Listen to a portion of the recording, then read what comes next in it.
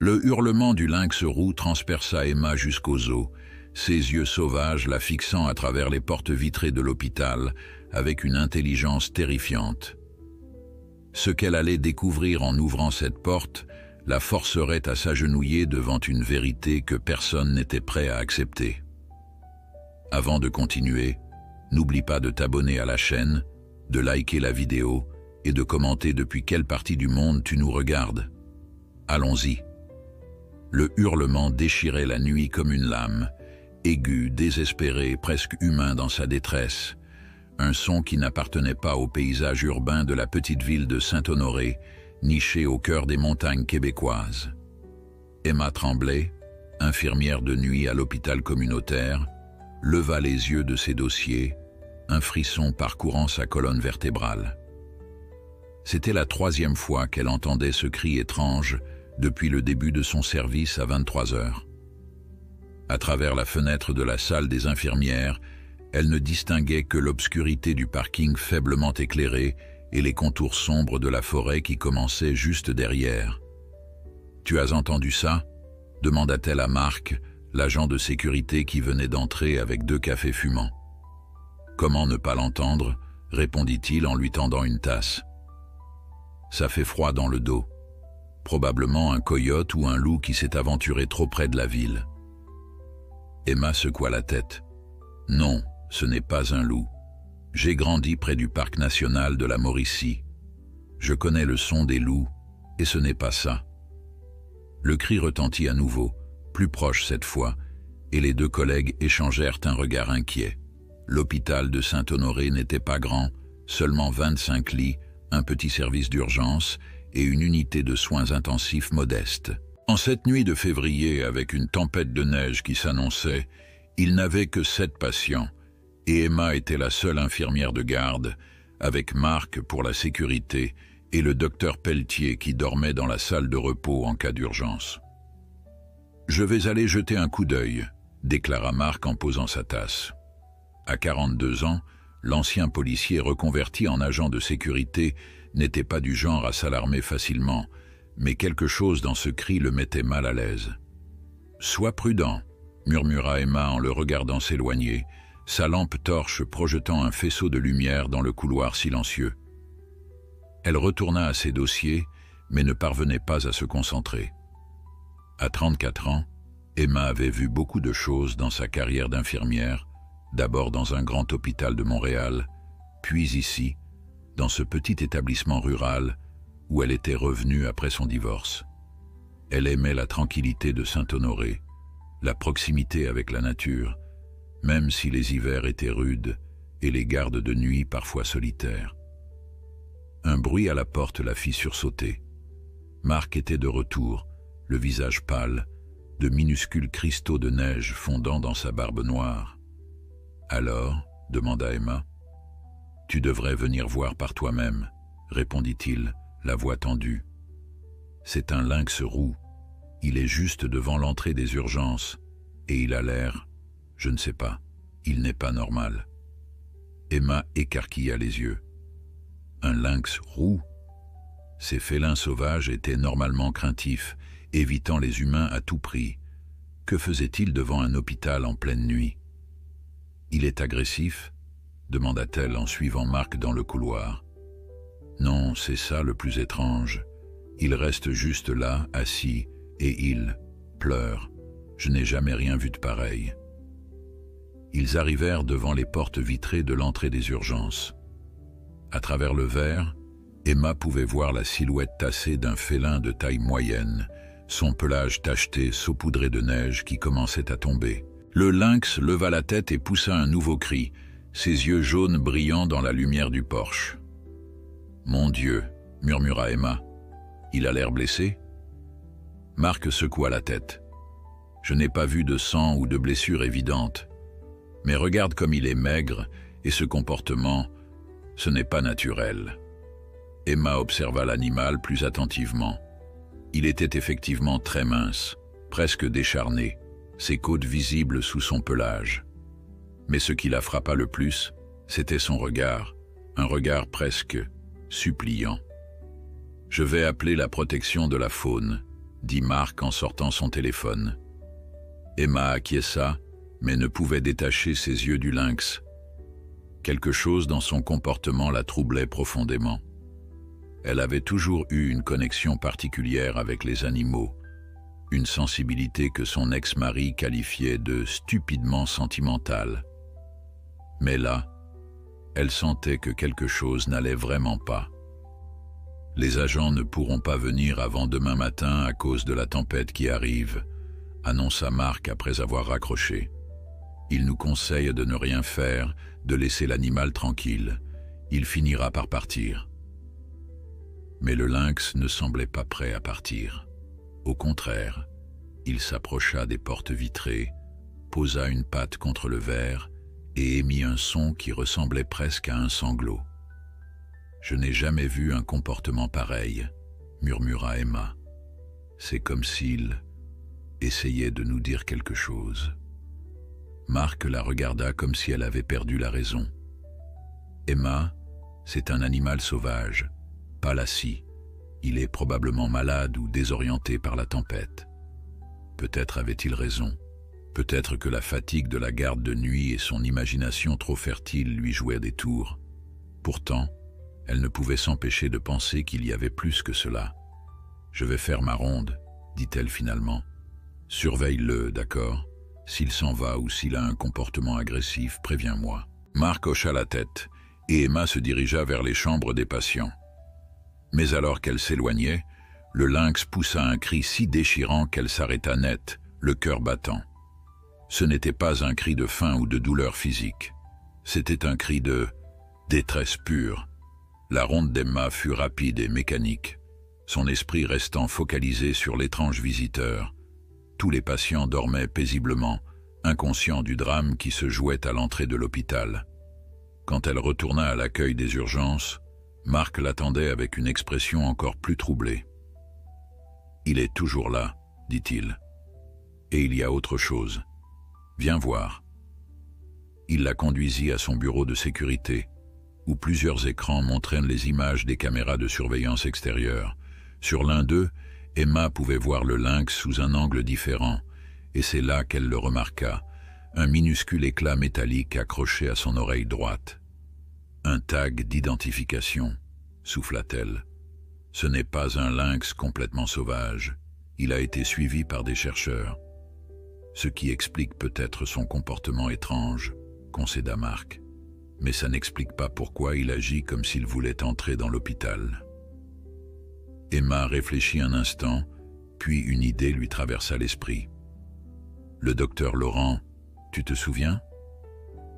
Marc fronça les sourcils, puis son visage s'éclaira. « Le vétérinaire qui est aussi chercheur, celui qui étudie les lynx ?» « Oui, il a donné une conférence ici l'année dernière sur son programme de suivi des lynx roux dans la région. Il travaille à la clinique vétérinaire en ville, mais il collabore aussi avec l'Université de Montréal. Tu penses que ce pourrait être l'un de ces lynx ?» Emma haussa les épaules. « C'est possible, je vais l'appeler. » Elle sortit son téléphone et chercha le numéro du docteur Antoine Laurent dans ses contacts. Il était presque 1h du matin, mais cette situation semblait mériter un réveil nocturne. Après plusieurs sonneries, une voix endormie répondit. « Docteur Laurent, c'est Emma Tremblay de l'hôpital de Saint-Honoré. Je suis désolé de vous réveiller, mais nous avons une situation inhabituelle ici. Un lynx roux avec une étiquette d'identification à l'oreille est devant notre entrée des urgences depuis des heures. Il se comporte de façon très étrange. » Il y eut un silence, puis la voix du vétérinaire devint soudain parfaitement alerte. « Une étiquette bleue, avec un numéro ? Oui, elle semble bleue sous la lumière. Je ne peux pas voir le numéro d'ici. Est-ce que le lynx est seul ? Est-ce qu'il attend ?» La façon dont le docteur Laurent posa cette question fit frissonner Emma. « Oui, il est seul. Et oui, on dirait qu'il attend. Il crie régulièrement, presque comme s'il essayait de nous appeler. » Un juron étouffé résonna à l'autre bout de la ligne. « J'arrive tout de suite. Ne faites rien, ne tentez pas de l'approcher ou de le faire partir. Je serai là dans 20 minutes. » Avant qu'Emma ne puisse poser d'autres questions, le vétérinaire avait raccroché. Elle regarda Marc, perplexe. Il arrive. Il semblait très préoccupé. Les 20 minutes qui suivirent parurent interminables. Le lynx continuait ses appels plaintifs, restant obstinément devant les portes malgré la neige qui tombait maintenant drue. Emma ne pouvait s'empêcher de l'observer, fascinée et troublée à la fois par ce comportement si peu naturel. Finalement, les phares d'un véhicule percèrent l'obscurité et un 4x4 noir se gara en trombe devant l'entrée. Le docteur Laurent en descendit précipitamment, emmitouflé dans une parka, portant un sac de matériel vétérinaire. Dès qu'il apparut, le lynx se mit à s'agiter, ses cris devenant plus insistants. Emma et Marc sortirent dans le hall pour accueillir le vétérinaire. À travers les portes vitrées, ils le virent s'approcher lentement du lynx, lui parlant doucement. À leur grande surprise, l'animal ne s'enfuit pas. Au contraire, il s'avança vers le docteur Laurent, continuant ses vocalisations étranges. Le vétérinaire s'accroupit, examina rapidement l'animal, puis se releva et se précipita vers l'entrée. Quand les portes s'ouvrirent, son visage était grave, ses yeux sombres, emplis d'une urgence palpable. « C'est Maya », dit-il sans préambule. « C'est l'une des lynx de notre programme de réintroduction. Elle a été élevée en captivité pendant ses premiers mois avant d'être relâchée l'an dernier. Mais ce n'est pas ça le problème. Elle n'est pas seule normalement. Elle a eu des petits il y a environ 3 mois et elle ne les quitterait jamais volontairement. » « Vous pensez que ces petits sont en danger ?» demanda Emma, comprenant soudain l'agitation de l'animal. « J'en suis certain. Et il y a autre chose. » Le docteur Laurent hésita, comme s'il ne savait pas comment formuler sa pensée. « Maya a été élevée par mon assistante, Léa. Elles ont développé un lien très fort. Et Léa... » Sa voix se brisa légèrement. Léa a disparu depuis hier après-midi. Elle était partie vérifier les caméras de suivi près de la tanière de Maya. Un silence lourd tomba dans le hall d'entrée, uniquement rompu par les hurlements persistants du lynx à l'extérieur. « Vous pensez que votre assistante est en danger et que le lynx est venu chercher de l'aide ?» demanda Marc, incrédule. « Je sais que ça semble fou, » admit le docteur Laurent. Mais ces animaux sont infiniment plus intelligents que ce que nous pensons. Et le lien entre Maya et Léa était particulier. J'ai besoin de votre aide. Si Léa est blessée quelque part dans la forêt, avec cette tempête qui s'intensifie, elle ne survivra pas jusqu'au matin. Emma regarda tour à tour le docteur Laurent et le lynx qui continuait de s'agiter devant les portes vitrées. Elle avait du mal à croire ce qu'elle venait d'entendre, et pourtant, l'urgence dans les yeux du vétérinaire était bien réelle. « Vous êtes vraiment en train de nous dire que ce lynx est venu jusqu'ici pour nous conduire à votre assistante ?» demanda Marc, croisant les bras sur sa poitrine, clairement sceptique. Le docteur Laurent passa une main dans ses cheveux grisonnants. « Je sais comment ça sonne. Si quelqu'un d'autre me racontait cette histoire, je ne le croirais pas non plus.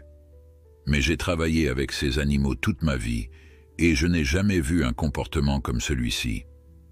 Maya n'aurait jamais quitté ses petits, et elle ne se serait jamais approchée d'un bâtiment humain sans une raison impérieuse. » Emma s'approcha de la vitre, observant le lynx avec une intensité nouvelle. Maya la fixa en retour, ses yeux dorés brillant d'une intelligence qui semblait transcender la barrière des espèces. « Avez-vous contacté la police ?» demanda-t-elle sans détourner son regard de l'animal. « Bien sûr.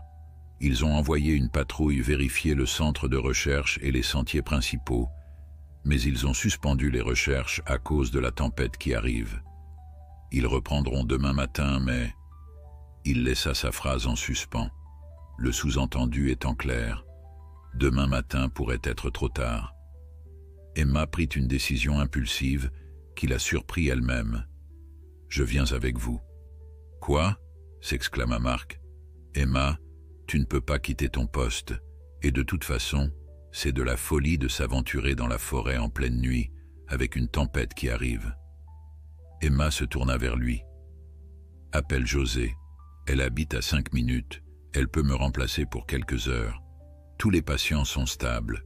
Et si cette femme est vraiment blessée dans la forêt? Elle se tourna vers le docteur Laurent.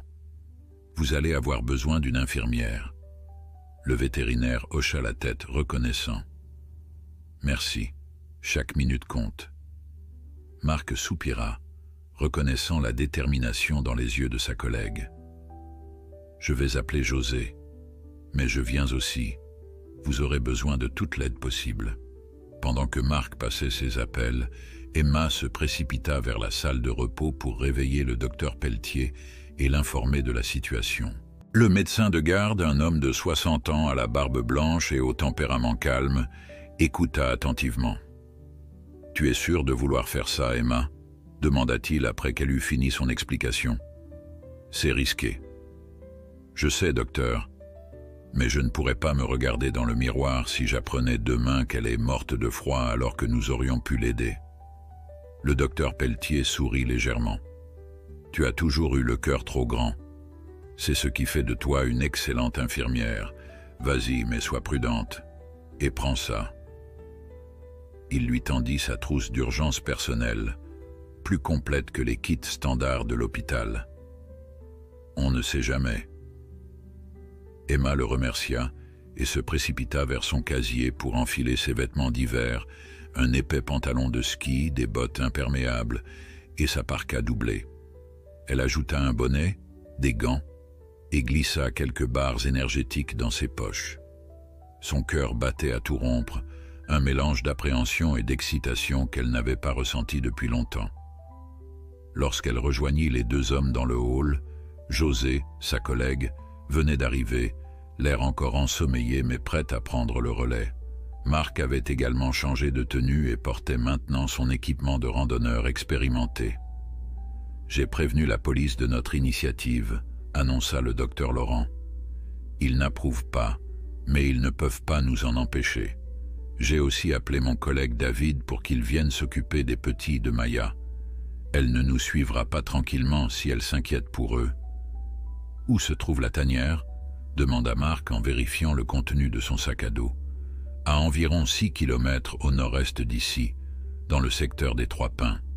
Léa devait vérifier les caméras de suivi que nous avons installées autour de la tanière, puis revenir avant la tombée de la nuit. Quand elle n'est pas revenue, j'ai supposé qu'elle avait décidé de rester au centre de recherche à cause de la météo.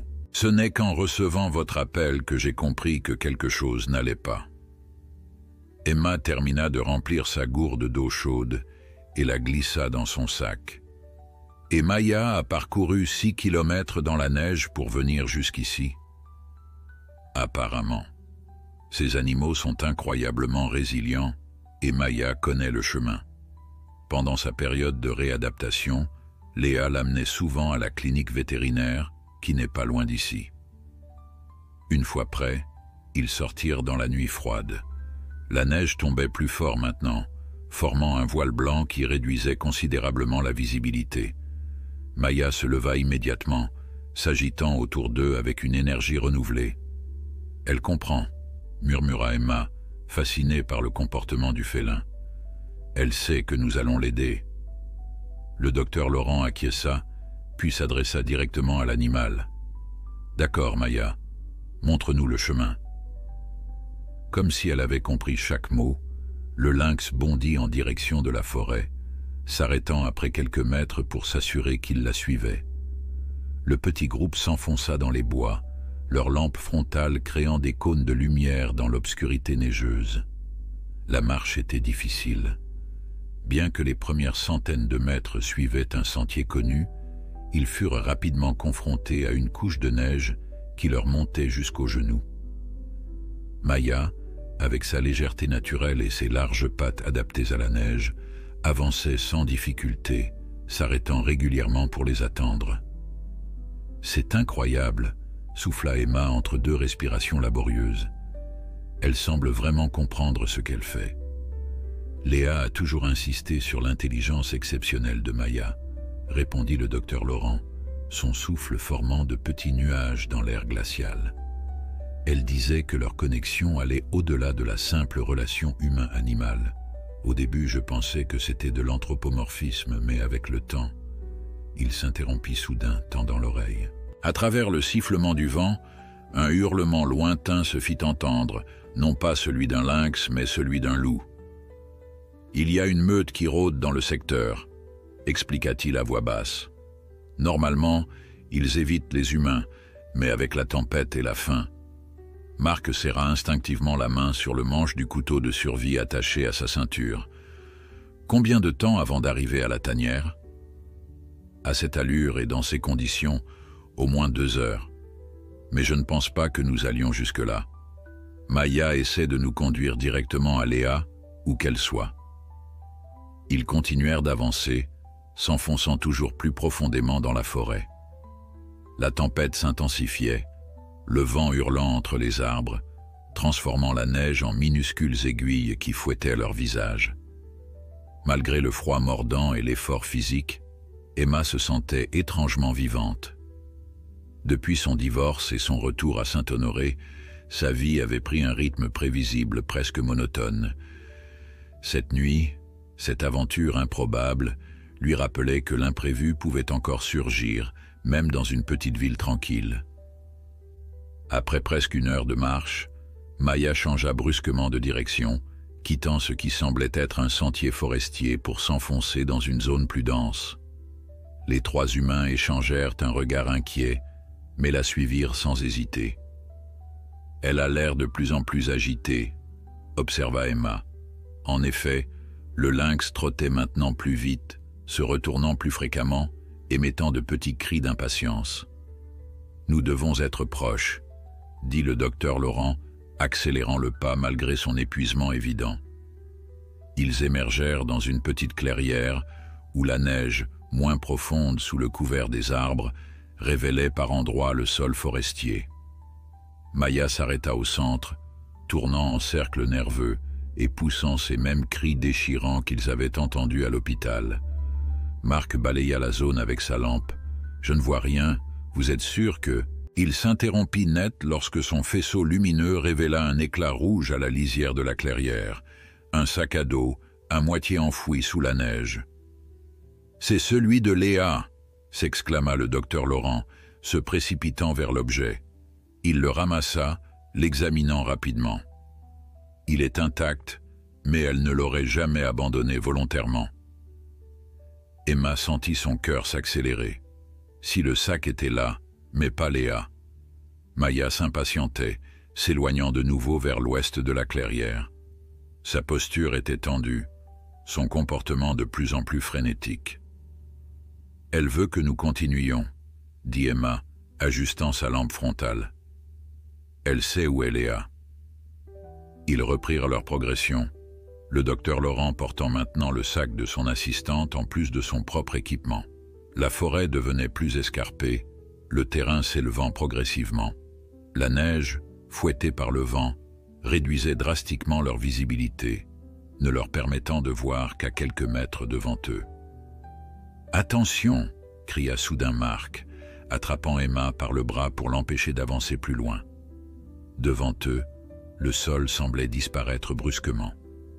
La lumière de leur lampe révéla le bord d'un ravin, une chute d'au moins 20 mètres jusqu'au fond d'un petit canyon traversé par un ruisseau, maintenant partiellement gelé. Maya se tenait au bord, regardant vers le bas et émettant ce cri déchirant qu'il connaissait maintenant trop bien. « Mon Dieu !» souffla le docteur Laurent, comprenant immédiatement. « Elle est tombée. » Emma s'approcha prudemment du bord, balayant la pente abrupte avec sa lampe. Les conditions n'étaient pas idéales pour une observation, mais elle distingua ce qui semblait être des traces de glissade dans la neige. « Là !» s'exclama-t-elle soudain, pointant son faisceau vers un amas sombre au pied du ravin. « Je crois que je vois quelque chose. » Le docteur Laurent se pencha davantage, puis se redressa, le visage pâle. « C'est elle, c'est Léa, et elle ne bouge pas. Il faut descendre tout de suite, » déclara Emma, l'infirmière prenant instantanément le dessus sur la femme épuisée et frigorifiée qu'elle était quelques secondes plus tôt. Chaque minute compte si elle est inconsciente dans ce froid. Marc balaya les environs avec sa lampe. Le ravin est trop abrupt ici. Nous devons trouver un endroit pour descendre en sécurité. Le docteur Laurent, visiblement bouleversé, semblait paralysé par la vision de son assistante immobile en contrebas. « Léa, murmura-t-il, avant de se ressaisir. Vous avez raison, suivons le bord vers l'est. Le terrain devrait s'adoucir. » Maya, comprenant leur hésitation, s'élança déjà le long du ravin, suivant exactement la direction suggérée par le docteur Laurent. Les trois humains lui emboîtèrent le pas, se déplaçant aussi rapidement que la neige et l'obscurité le permettaient. Après environ 200 mètres, la pente devint effectivement moins abrupte, offrant une descente difficile mais praticable. « Je passe en premier, » déclara Marc. « Je vais sécuriser une corde pour vous faciliter la descente. » Avec l'agilité d'un randonneur expérimenté, il commença à descendre, s'agrippant aux racines exposées et aux rochers tout en testant chaque prise. La neige rendait l'opération périlleuse, mais Marc progressait méthodiquement. Une fois au fond du ravin, il attacha solidement une corde à un arbre et fit signe aux autres de descendre. Emma fut la suivante, son sac médical fermement attaché dans son dos. La descente lui parut interminable, chaque mouvement risquant de déclencher une glissade incontrôlable. Quand ses pieds touchèrent enfin le sol du ravin, elle ne perdit pas un instant et se précipita vers la forme immobile de Léa, Maya déjà à ses côtés. Le lynx se tenait près de la jeune femme, la léchant doucement au visage, émettant de petits sons plaintifs. Emma fut frappée par la douceur dont faisait preuve ce prédateur sauvage. « Laisse-moi voir, ma belle », murmura-t-elle à l'animal en s'agenouillant dans la neige.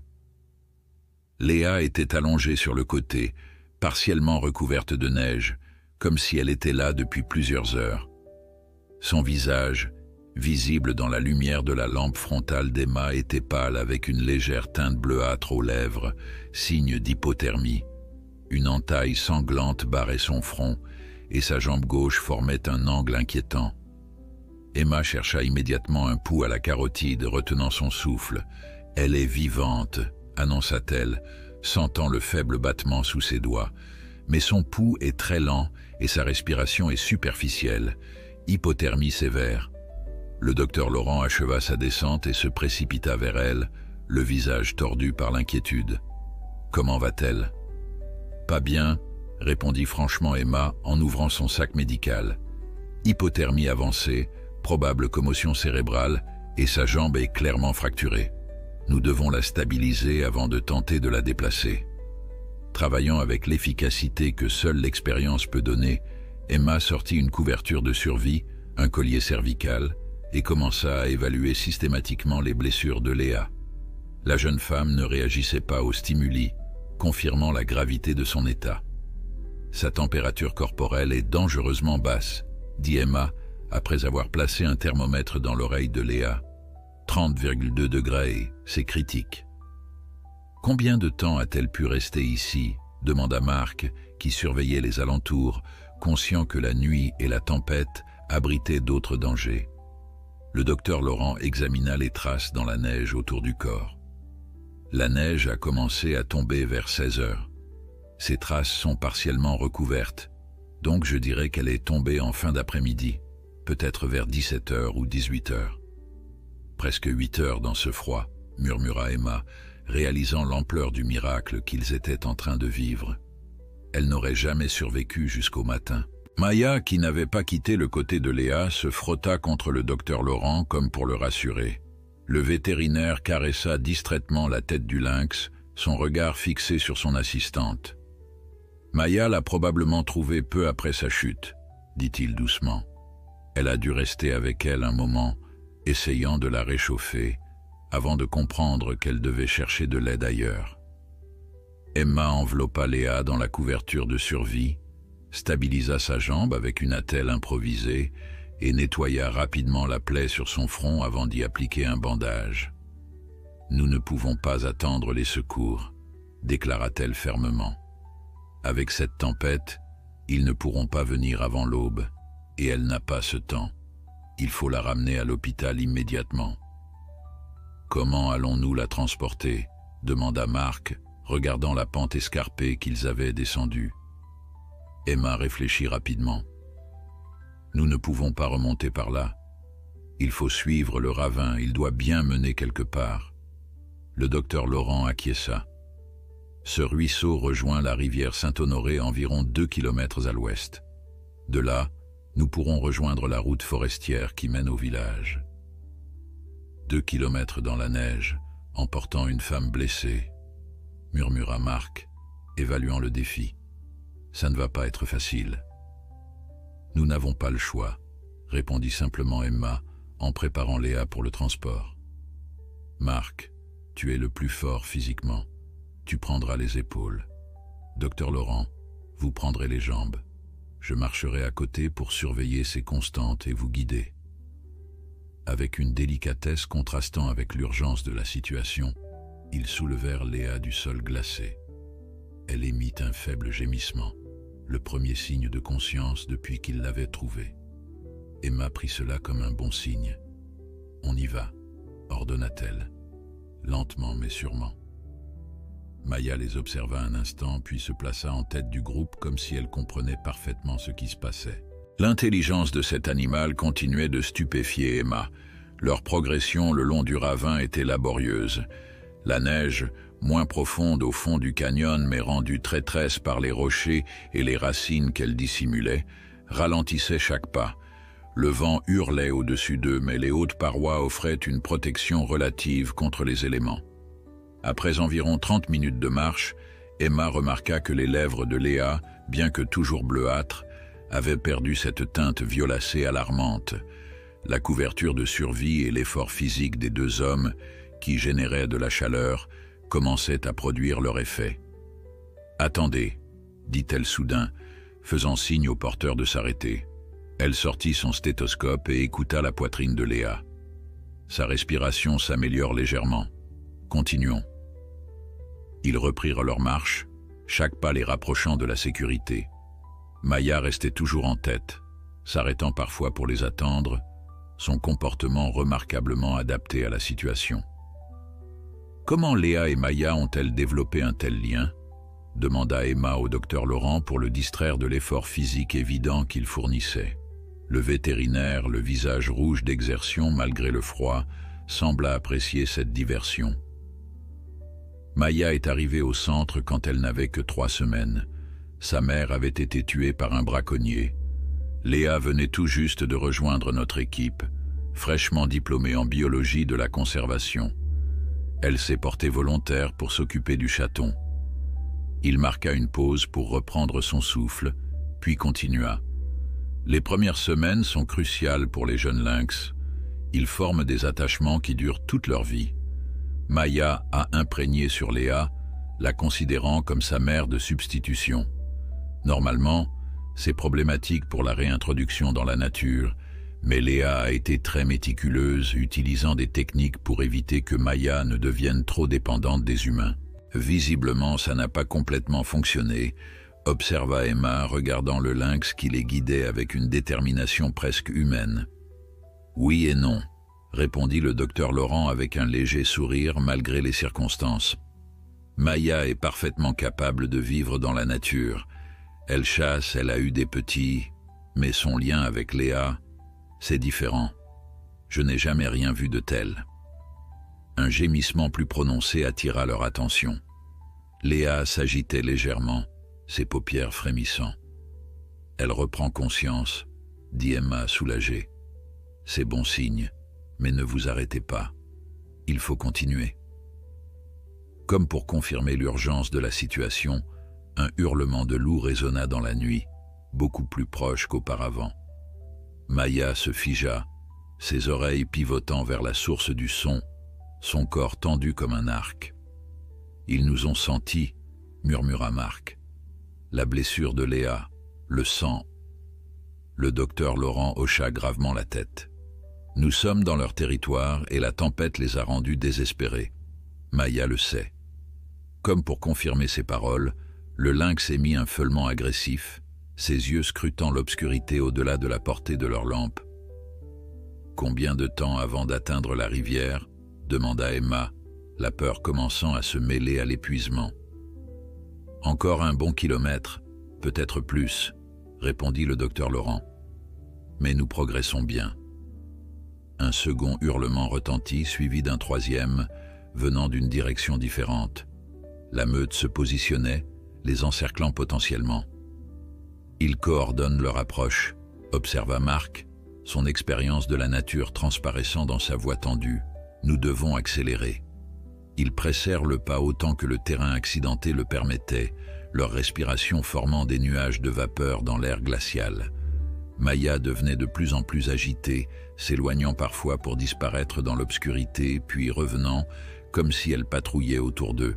« Elle nous protège », réalisa Emma. « Elle essaie de garder les loups à distance. » Le docteur Laurent acquiesça, son visage reflétant un mélange de fierté et d'inquiétude. C'est exactement ce qu'elle fait. Mais un lynx seul ne peut pas tenir tête à une meute entière, surtout avec des petits à protéger ailleurs. « Ces petits !» s'exclama Emma. « Vous avez dit que votre collègue allait s'en occuper. A-t-il pu les trouver ?»« Je l'espère, » répondit le vétérinaire. « David est un excellent tracker. Si quelqu'un peut les localiser dans cette tempête, c'est lui. » Soudain, Léa gémit plus fortement, ses yeux s'ouvrant enfin. Son regard était trouble, désorienté, mais vivant. « Maya ?» murmura-t-elle d'une voix à peine audible. « Elle est là », répondit doucement Emma en se penchant vers elle. « Elle vous a trouvé, elle nous a conduits jusqu'à vous. » Une étincelle de compréhension traversa le regard confus de Léa. « Les loups ?» ?»« Nous les entendons, » confirma Emma. « Mais nous sommes presque arrivés à la rivière. Tenez bon. » Un craquement dans les broussailles à leur droite les fit tous sursauter. Maya se plaça instantanément entre eux, et le bruit, son corps bas, prêt à bondir, un grondement sourd montant de sa gorge. « Ils sont là, » chuchota Marc. Dans la pénombre traversée par les faisceaux de leur lampe frontale, ils aperçurent 2 yeux jaunes luisants, puis 4, puis 6. Les loups émergeaient des ténèbres comme des fantômes, leur pelage gris se confondant presque parfaitement avec la nuit neigeuse. Emma en compta 5 au total, formant un demi-cercle qui se resserrait lentement autour d'eux. « Ne bougez pas brusquement », murmura Marc en posant délicatement Léa sur le sol. « Docteur Laurent, restez près d'elle. Emma, derrière moi. » Emma obéit, son cœur battant si fort qu'elle avait l'impression que les loups pouvaient l'entendre. Elle avait toujours admiré ces prédateurs de loin dans des documentaires ou à travers des jumelles lors de randonnées. Les voir ainsi, affamés et déterminés, était une expérience terrifiante. Marc dégaina lentement son couteau de survie, tandis que le docteur Laurent sortait une bombe au poivre de sa poche. Arme dérisoire face à une meute de loups, mais c'était tout ce qu'ils avaient. Maya, elle, ne montrait aucune hésitation. Le lynx se tenait fermement entre les humains et les loups, son corps ramassé, prêt à bondir, ses oreilles plaquées en arrière dans une posture d'intimidation. Elle émit un feulement agressif qui résonna dans le ravin. Le loup en tête de meute, une grande femelle au pelage presque noir, s'avança d'un pas, testant la résolution du lynx. Maya réagit instantanément, bondissant en avant avec une vitesse foudroyante, griffe dehors. Elle n'attaqua pas vraiment, s'arrêtant juste avant le contact, mais le message était clair. « C'est incroyable », souffla le docteur Laurent. « Elle nous défend comme si nous faisions partie de sa famille. »« Qu'est-ce qu'on fait ?» demanda Emma, ne quittant pas les loups des yeux. « Nous ne pouvons pas rester ici. » Marc saisit une branche morte à proximité et l'enflamma avec son briquet. La flamme vacillante créa un cercle de lumière orangée autour d'eux, repoussant momentanément les ténèbres et les loups. « Le feu les tiendra à distance un moment, » dit-il, « mais pas longtemps avec ce vent. Il faut avancer. » Léa, qui avait maintenant pleinement repris conscience, bien que confuse et souffrante, essaya de se redresser. « Maya, appelez-la, elle va se faire tuer. » Sa voix, bien que faible, attira immédiatement l'attention du lynx. Maya jeta un bref regard en arrière, comme déchiré entre la protection de son groupe et la confrontation avec les loups. « On ne peut pas l'appeler, » répondit Emma doucement. « Elle est notre seule protection. »« Je peux, » insista Léa, grimaçant de douleur à chaque mouvement. « Maya, viens. » À la surprise d'Emma, le lynx recula effectivement de quelques pas, se rapprochant d'eux sans pour autant quitter les loups des yeux. « Prenez-moi, » ordonna Léa aux deux hommes. « Vite !» Marc et le docteur Laurent soulevèrent à nouveau la jeune femme blessée, tandis qu'Emma brandissait la torche improvisée devant elle, créant une barrière de flammes entre leur groupe et les prédateurs. Ils commencèrent à reculer lentement, pas à pas, Maya restant à leur niveau, son corps formant toujours un bouclier vivant. Les loups avançaient au même rythme, maintenant la distance, mais ne renonçant pas pour autant. Leur patience était effrayante. Ils savaient qu'ils avaient l'avantage du temps et du nombre. « La rivière, » dit Marc entre ses dents. « Si nous pouvons l'atteindre, nous aurons une meilleure chance. Les loups n'aiment pas traverser l'eau froide s'ils peuvent l'éviter. » Ils continuèrent leur retraite stratégique, Emma gardant un œil sur Léa dont l'état semblait s'améliorer légèrement malgré la situation. La chaleur des deux hommes qui la portaient et l'adrénaline du danger imminent avaient probablement contribué à la réchauffer. Un hurlement lointain retentit, différent de ceux de la meute qui les traquait. Les loups tournèrent leur tête à l'unisson vers la source du son, leurs oreilles dressées. « Une autre meute ?» demanda Emma, la peur évidente dans sa voix. Le docteur Laurent secoua la tête. « Je ne pense pas. C'était plus aigu, presque comme... » Un second hurlement l'interrompit, plus proche cette fois.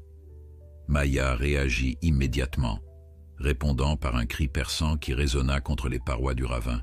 « Ce sont des lynx, » murmura Léa, un faible sourire éclairant son visage pâle. « Les petits de Maya. Et mon frère. »« Votre frère ?» s'étonna Emma. « David, » expliqua le docteur Laurent. « David est le frère de Léa. C'est lui que j'ai appelé pour s'occuper des petits de Maya. » Comme en réponse à leurs paroles, une silhouette humaine apparut au sommet du ravin brandissant ce qui semblait être une puissante lampe torche. Une seconde plus tard, deux petites formes tachetées, des lynx juvéniles, se précipitèrent le long de la pente avec une agilité surprenante, rejoignant leur mère. « David !» cria le docteur Laurent, agitant son bras libre. « Ici !»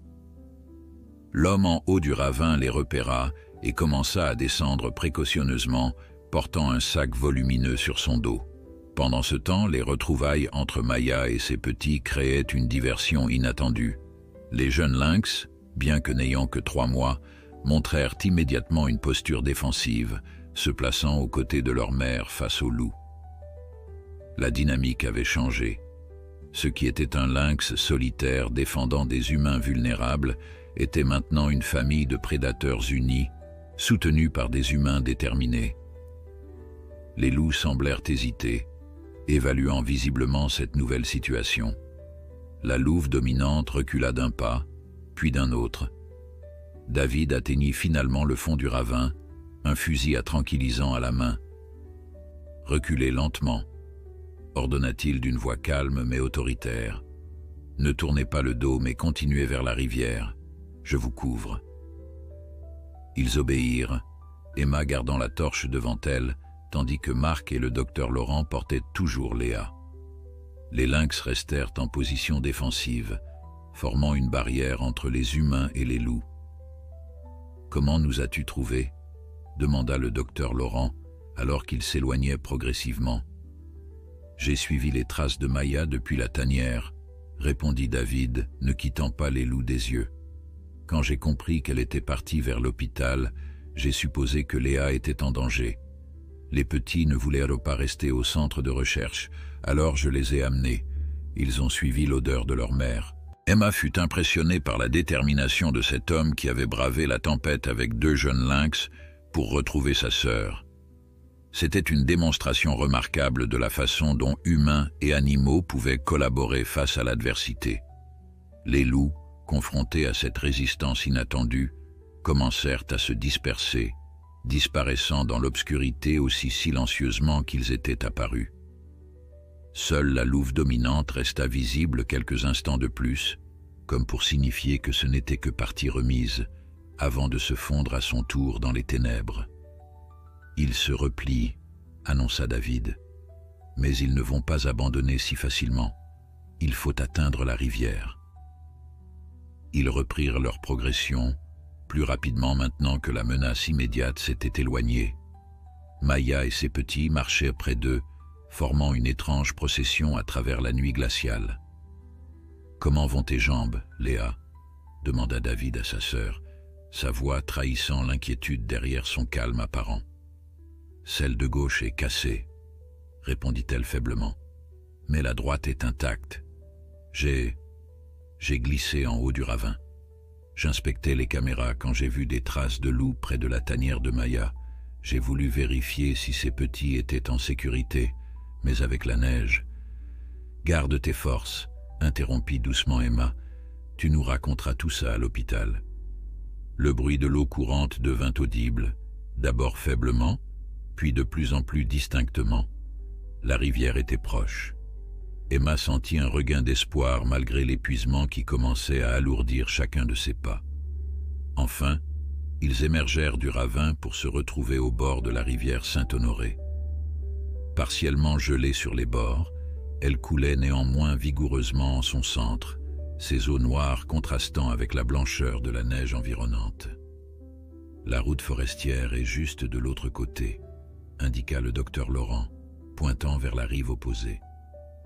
David examina rapidement la rivière. « Il y a un passage à gué environ 100 mètres en amont, des rochers qui permettent de traverser sans se mouiller. » Ils se dirigèrent vers l'endroit indiqué, la rivière s'élargissant pour devenir moins profonde, révélant une série de pierres plates qui formaient un chemin naturel à travers le courant. Le passage n'était pas simple, les rochers étaient partiellement recouverts de glace, mais c'était leur meilleure option.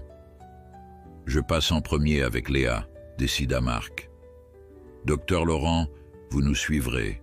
Emma et David, vous fermerez la marche. » Avec une prudence extrême, Marc entreprit de traverser, portant Léa dans ses bras comme un pompier, le docteur Laurent le soutenant par derrière.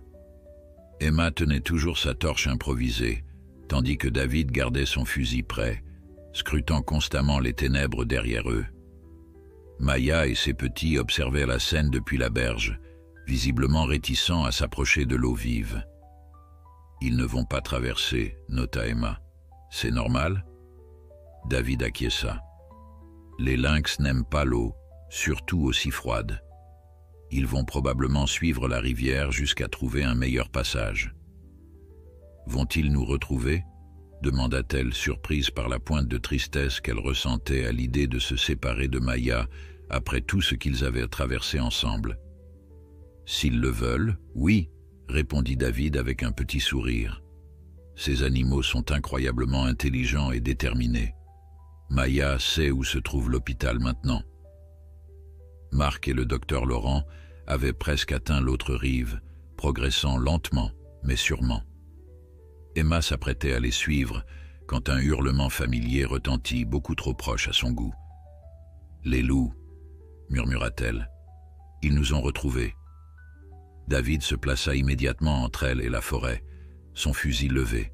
« Traverse !» ordonna-t-il. « Je vous couvre. » Emma hésita, ne voulant pas laisser le jeune homme seul face au danger. « Viens avec moi. »« Je dois m'assurer que tu traverses en sécurité, » insista-t-il. « Vas-y. » À contre-cœur, Emma commença à traverser la rivière, testant chaque pierre avant d'y poser le pied. L'eau glacée éclaboussait parfois ses bottes, envoyant des frissons dans tout son corps. Derrière elle, Maya émit soudain un feulement d'avertissement. Emma se retourna pour voir les loups réapparaître à la lisière des arbres, leur nombre semblant avoir augmenté. La meute s'était peut-être jointe à une autre, attirée par la perspective d'une proie facile. David recula lentement vers la rivière, son fusil toujours pointé vers les prédateurs. Les lynx s'agitaient, Maya poussant ses petits vers un gros arbre tombé, qui enjambait partiellement la rivière un peu plus loin, un pont naturel qu'Emma n'avait pas remarqué auparavant. « Ils ont trouvé leur propre chemin », dit David, un bref sourire éclairant son visage tendu. « Ces félins ne cessent jamais de m'étonner. » Emma atteignit finalement l'autre rive, où Marc et le docteur Laurent l'attendaient avec Léa. « David, viens maintenant !» cria-t-elle. Le jeune homme commença sa traversée, marchant à reculons pour garder un œil sur les loups qui s'approchaient inexorablement du bord de la rivière. C'est alors que tout bascula. La pierre sous le pied de David céda soudainement, rendue glissante par la glace.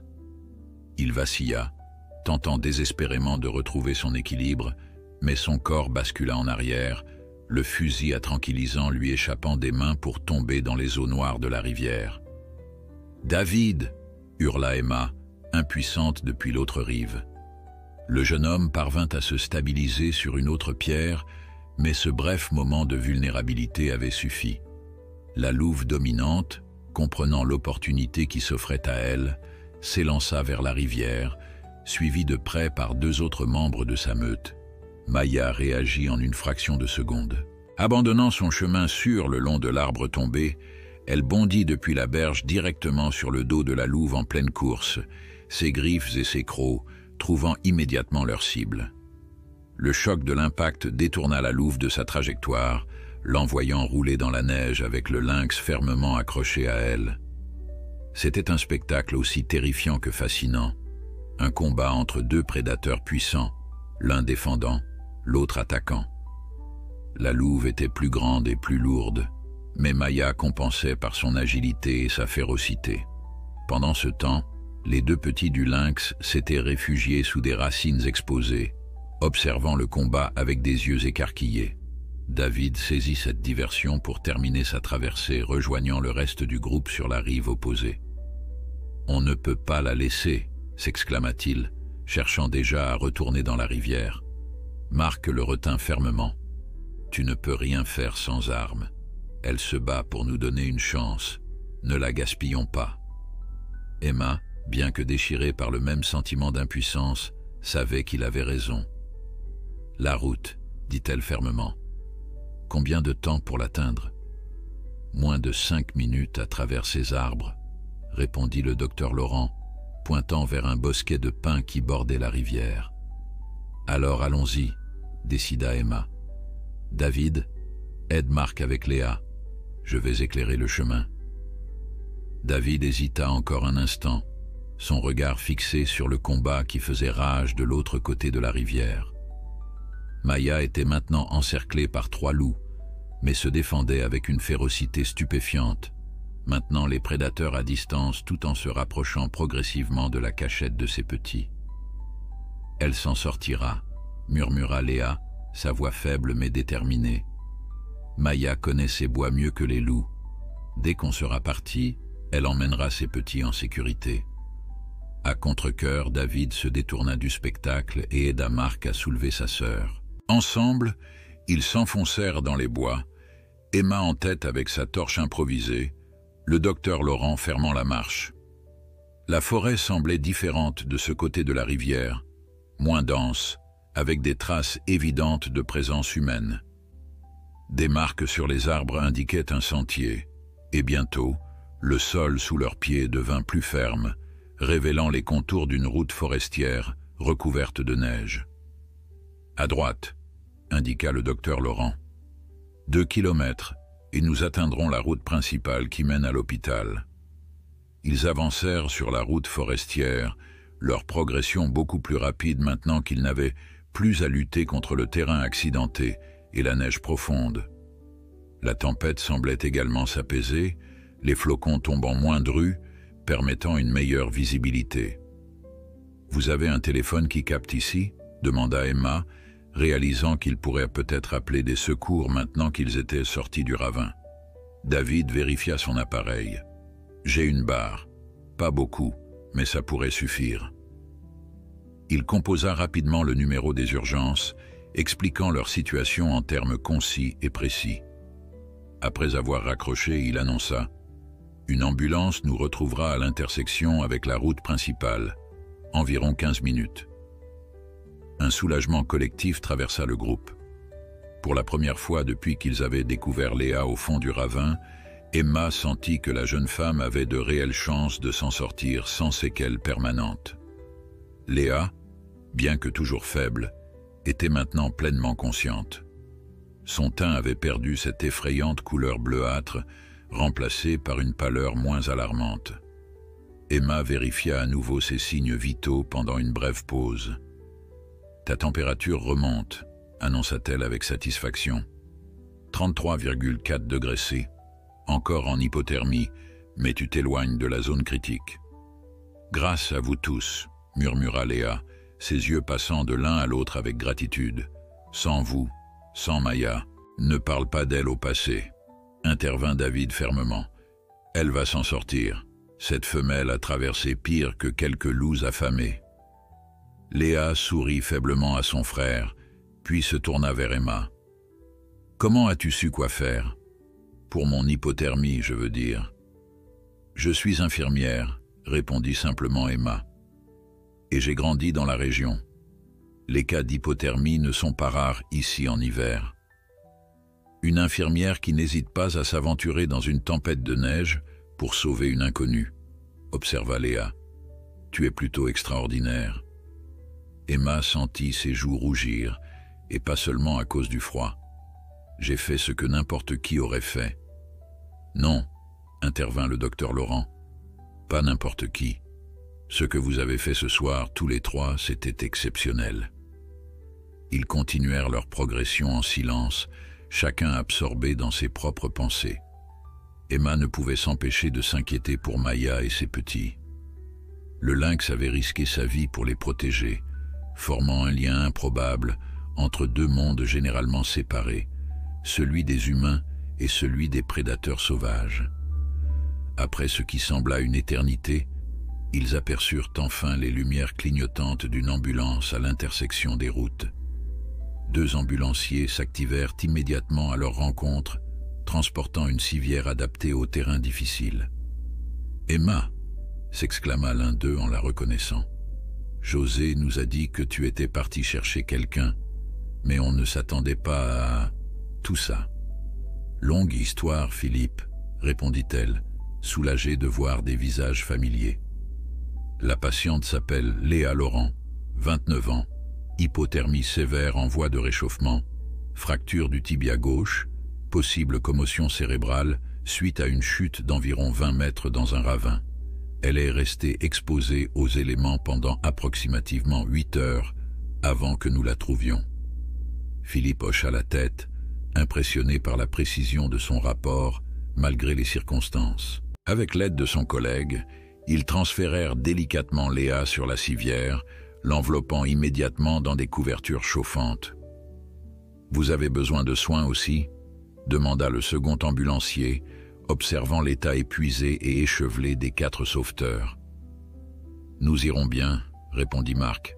« Occupez-vous d'elle. » Tandis que les ambulanciers s'affairaient autour de Léa, préparant une perfusion et vérifiant ses constantes, David se tenait légèrement à l'écart, son regard tourné vers la forêt qu'ils venèrent de quitter. Emma s'approcha de lui. « Tu t'inquiètes pour Maya et ses petits ?» Il acquiesça sans détourner les yeux de la lisière sombre des arbres. « Je devrais retourner les chercher. »« Pas ce soir, » dit-elle fermement. « La tempête, les loups, ce serait du suicide d'y retourner maintenant. Au lever du jour, avec une équipe, des armes appropriées. »« Tu as probablement raison, » concéda-t-il à contre-cœur. « C'est juste que... »« Je sais, » murmura Emma. « Moi aussi, je m'inquiète pour elle. » Les ambulanciers terminèrent leurs préparatifs et commencèrent à charger Léa dans le véhicule. « On a de la place pour 2 personnes supplémentaires, » annonça Philippe. « Qui vient ?»« David devrait y aller, » dit immédiatement le docteur Laurent. « C'est son frère. »« Et vous, docteur ?» ajouta Emma. « Vous connaissez son dossier médical mieux que quiconque. » Le vétérinaire hésita. « Et vous deux ?»« Je vais ramener Marc à l'hôpital dans la voiture de David, » répondit Emma. « On se retrouve là-bas. » Après un dernier échange de regards, David et le docteur Laurent montèrent dans l'ambulance aux côtés de Léa. Les portes se refermèrent et le véhicule s'éloigna, ses gyrophares illuminant la nuit neigeuse. Emma et Marc se dirigèrent vers le 4x4 de David, garé un peu plus loin sur le bas-côté. La fatigue les rattrapait maintenant que l'adrénaline commençait à retomber. « Quelle nuit !» murmura Marc en s'installant côté passager. Emma acquiesça silencieusement, mettant le contact. Alors qu'elle s'apprêtait à démarrer, un mouvement à la lisière de la forêt attira son attention. Elle plissa les yeux, incertaine dans l'obscurité. « Marc !» dit-elle doucement. « Regarde !» À la limite de portée des phares, une silhouette tachetée émergea des arbres. Maya, reconnaissable à son port fier malgré quelques traces de sang sur son pelage, s'avança dans la lumière. Derrière elle, deux petites formes la suivaient prudemment, ces petits, sains et saufs. « Elle a réussi !» souffla Marc, incrédule. « Elle les a tous les deux. » Le lynx s'arrêta au bord de la route, observant le véhicule avec une intensité presque humaine. Pendant un long moment, Maya et Emma se regardèrent, un étrange courant de compréhension passant entre la femme et le félin sauvage. Puis, aussi soudainement qu'elle était apparue, Maya fit demi-tour, guidant ses petits vers la sécurité de la forêt. En quelques bonds gracieux, la petite famille disparut dans l'obscurité. « Elle voulait nous faire savoir qu'elle allait bien », murmura Emma, émue au-delà des mots. « Elle voulait nous montrer qu'elle avait sauvé ses petits. » Marc secoua la tête, abasourdi. « Je n'aurais jamais cru ça possible. Un animal sauvage qui comprend, qui se soucie. » Emma démarra enfin la voiture, le cœur empli d'un mélange complexe d'émotions. Je crois que nous sous-estimons souvent ce dont les animaux sont capables, leur intelligence, leur empathie et leur courage, ajouta Marc doucement. Le trajet jusqu'à l'hôpital se fit dans un silence confortable, chacun absorbé dans ses propres réflexions sur les événements extraordinaires de cette nuit. L'aube commençait tout juste à teinter l'horizon lorsqu'ils arrivèrent enfin au petit établissement de Saint-Honoré. L'hôpital était en effervescence quand Emma et Marc arrivèrent. Malgré l'heure matinale, le personnel s'était mobilisé pour accueillir la patiente dont l'histoire commençait déjà à se répandre. José, qui avait remplacé Emma pendant son absence, se précipita vers eux dès qu'ils franchirent les portes. « Mon Dieu, vous êtes dans un état !» s'exclama-t-elle en examinant leurs vêtements déchirés et souillés, leurs visages épuisés et marqués par l'épreuve qu'ils venaient de traverser. « Venez, le docteur Pelletier veut vous voir après avoir examiné vos constantes. » Emma se laissa guider jusqu'à une salle d'examen, trop fatiguée pour protester. Maintenant que l'adrénaline s'était complètement dissipée, elle ressentait chaque muscle endolori, chaque égratignure, et une fatigue si profonde qu'elle semblait imprégnée dans ses os. « Comment va Léa ?» demanda-t-elle tandis que José prenait sa tension artérielle. Ils l'ont montée directement au bloc opératoire pour sa jambe. Le docteur Mercier était déjà là pour une autre urgence, alors il a pu prendre le cas immédiatement. Sa température est remontée à 35 degrés C, ce qui est remarquable vu les circonstances. Emma hocha la tête soulagée. Le docteur Mercier était un excellent chirurgien orthopédique. Léa ne pouvait pas être entre de meilleures mains. « Et les médias ?» demanda Marc depuis l'autre lit d'examen. « Est-ce qu'ils sont au courant ?» José eut un petit rire. « Tu plaisantes ?» Une femme sauvée par un lynx qui est venu chercher de l'aide à l'hôpital. La nouvelle s'est répandue comme une traînée de poudre. Il y a déjà 2 journalistes qui attendent dans le hall et la chaîne régionale a appelé 3 fois. Emma grimaça. L'attention médiatique était la dernière chose dont elle avait envie maintenant. Elle ne voulait que prendre une douche brûlante et dormir pendant 12 heures d'affilée. Le docteur Pelletier entra dans la pièce, son visage affichant un mélange de soulagement et d'admiration. « Mais héros, dit-il simplement, ce que vous avez fait cette nuit, c'est extraordinaire. C'est Maya, le véritable héros, répondit Emma, se remémorant la façon dont le lynx s'était battu contre les loups pour les protéger. Sans elle, nous n'aurions jamais trouvé Léa à temps. Le médecin acquiesça, puis reprit son professionnalisme. José m'a donné vos constantes. Vous êtes épuisé et légèrement déshydraté, mais rien de grave. Je vais vous garder quelques heures en observation, juste pour être sûr. Et ensuite, repos complet pendant au moins 48 heures. Docteur, commença Emma, je devrais reprendre mon service demain. Pas question, l'interrompit-il fermement. Tu as fait bien plus que ton devoir cette nuit, Emma. Maintenant, tu te reposes. C'est un ordre médical. Il quitta la pièce, laissant José terminer les soins de base. Elle nettoya leurs égratignures, leur administra des analgésiques pour les courbatures et leur apporta des boissons chaudes et des sandwichs que ni l'un ni l'autre n'avaient réalisé avoir désespérément envie de manger. « David est avec sa sœur ?» demanda Emma entre deux bouchées. « Oui, ils l'ont laissé entrer au bloc. Quant au docteur Laurent, il est en train de donner une interview improvisée dans la salle de conférence. Le directeur l'a pratiquement supplié, vu l'intérêt que cette histoire suscite déjà. » Emma ne put s'empêcher de sourire en imaginant le vétérinaire, habituellement réservé, face à une horde de journalistes avides d'informations sur Maya et son comportement extraordinaire. Après avoir fini de manger, Emma sentit ses paupières devenir lourdes. José l'aida à s'installer confortablement et tira les rideaux. « Dors, dit-elle doucement.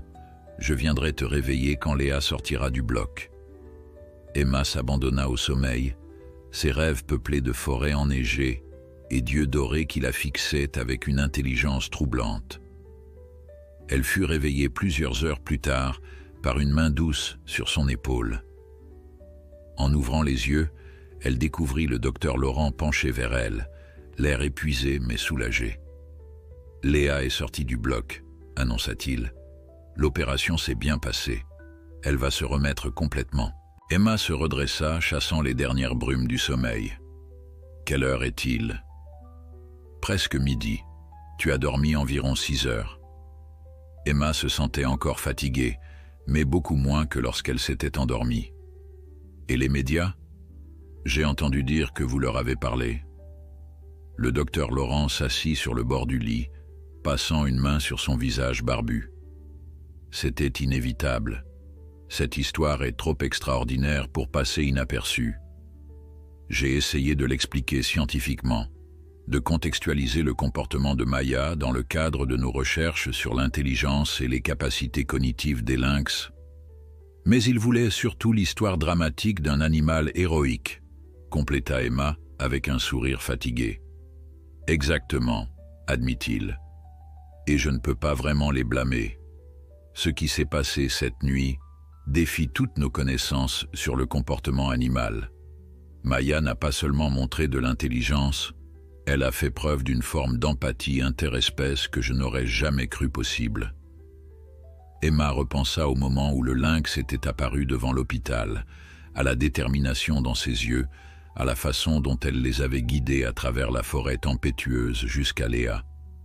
Vous pensez que cette histoire pourrait changer la perception des gens sur les prédateurs sauvages ?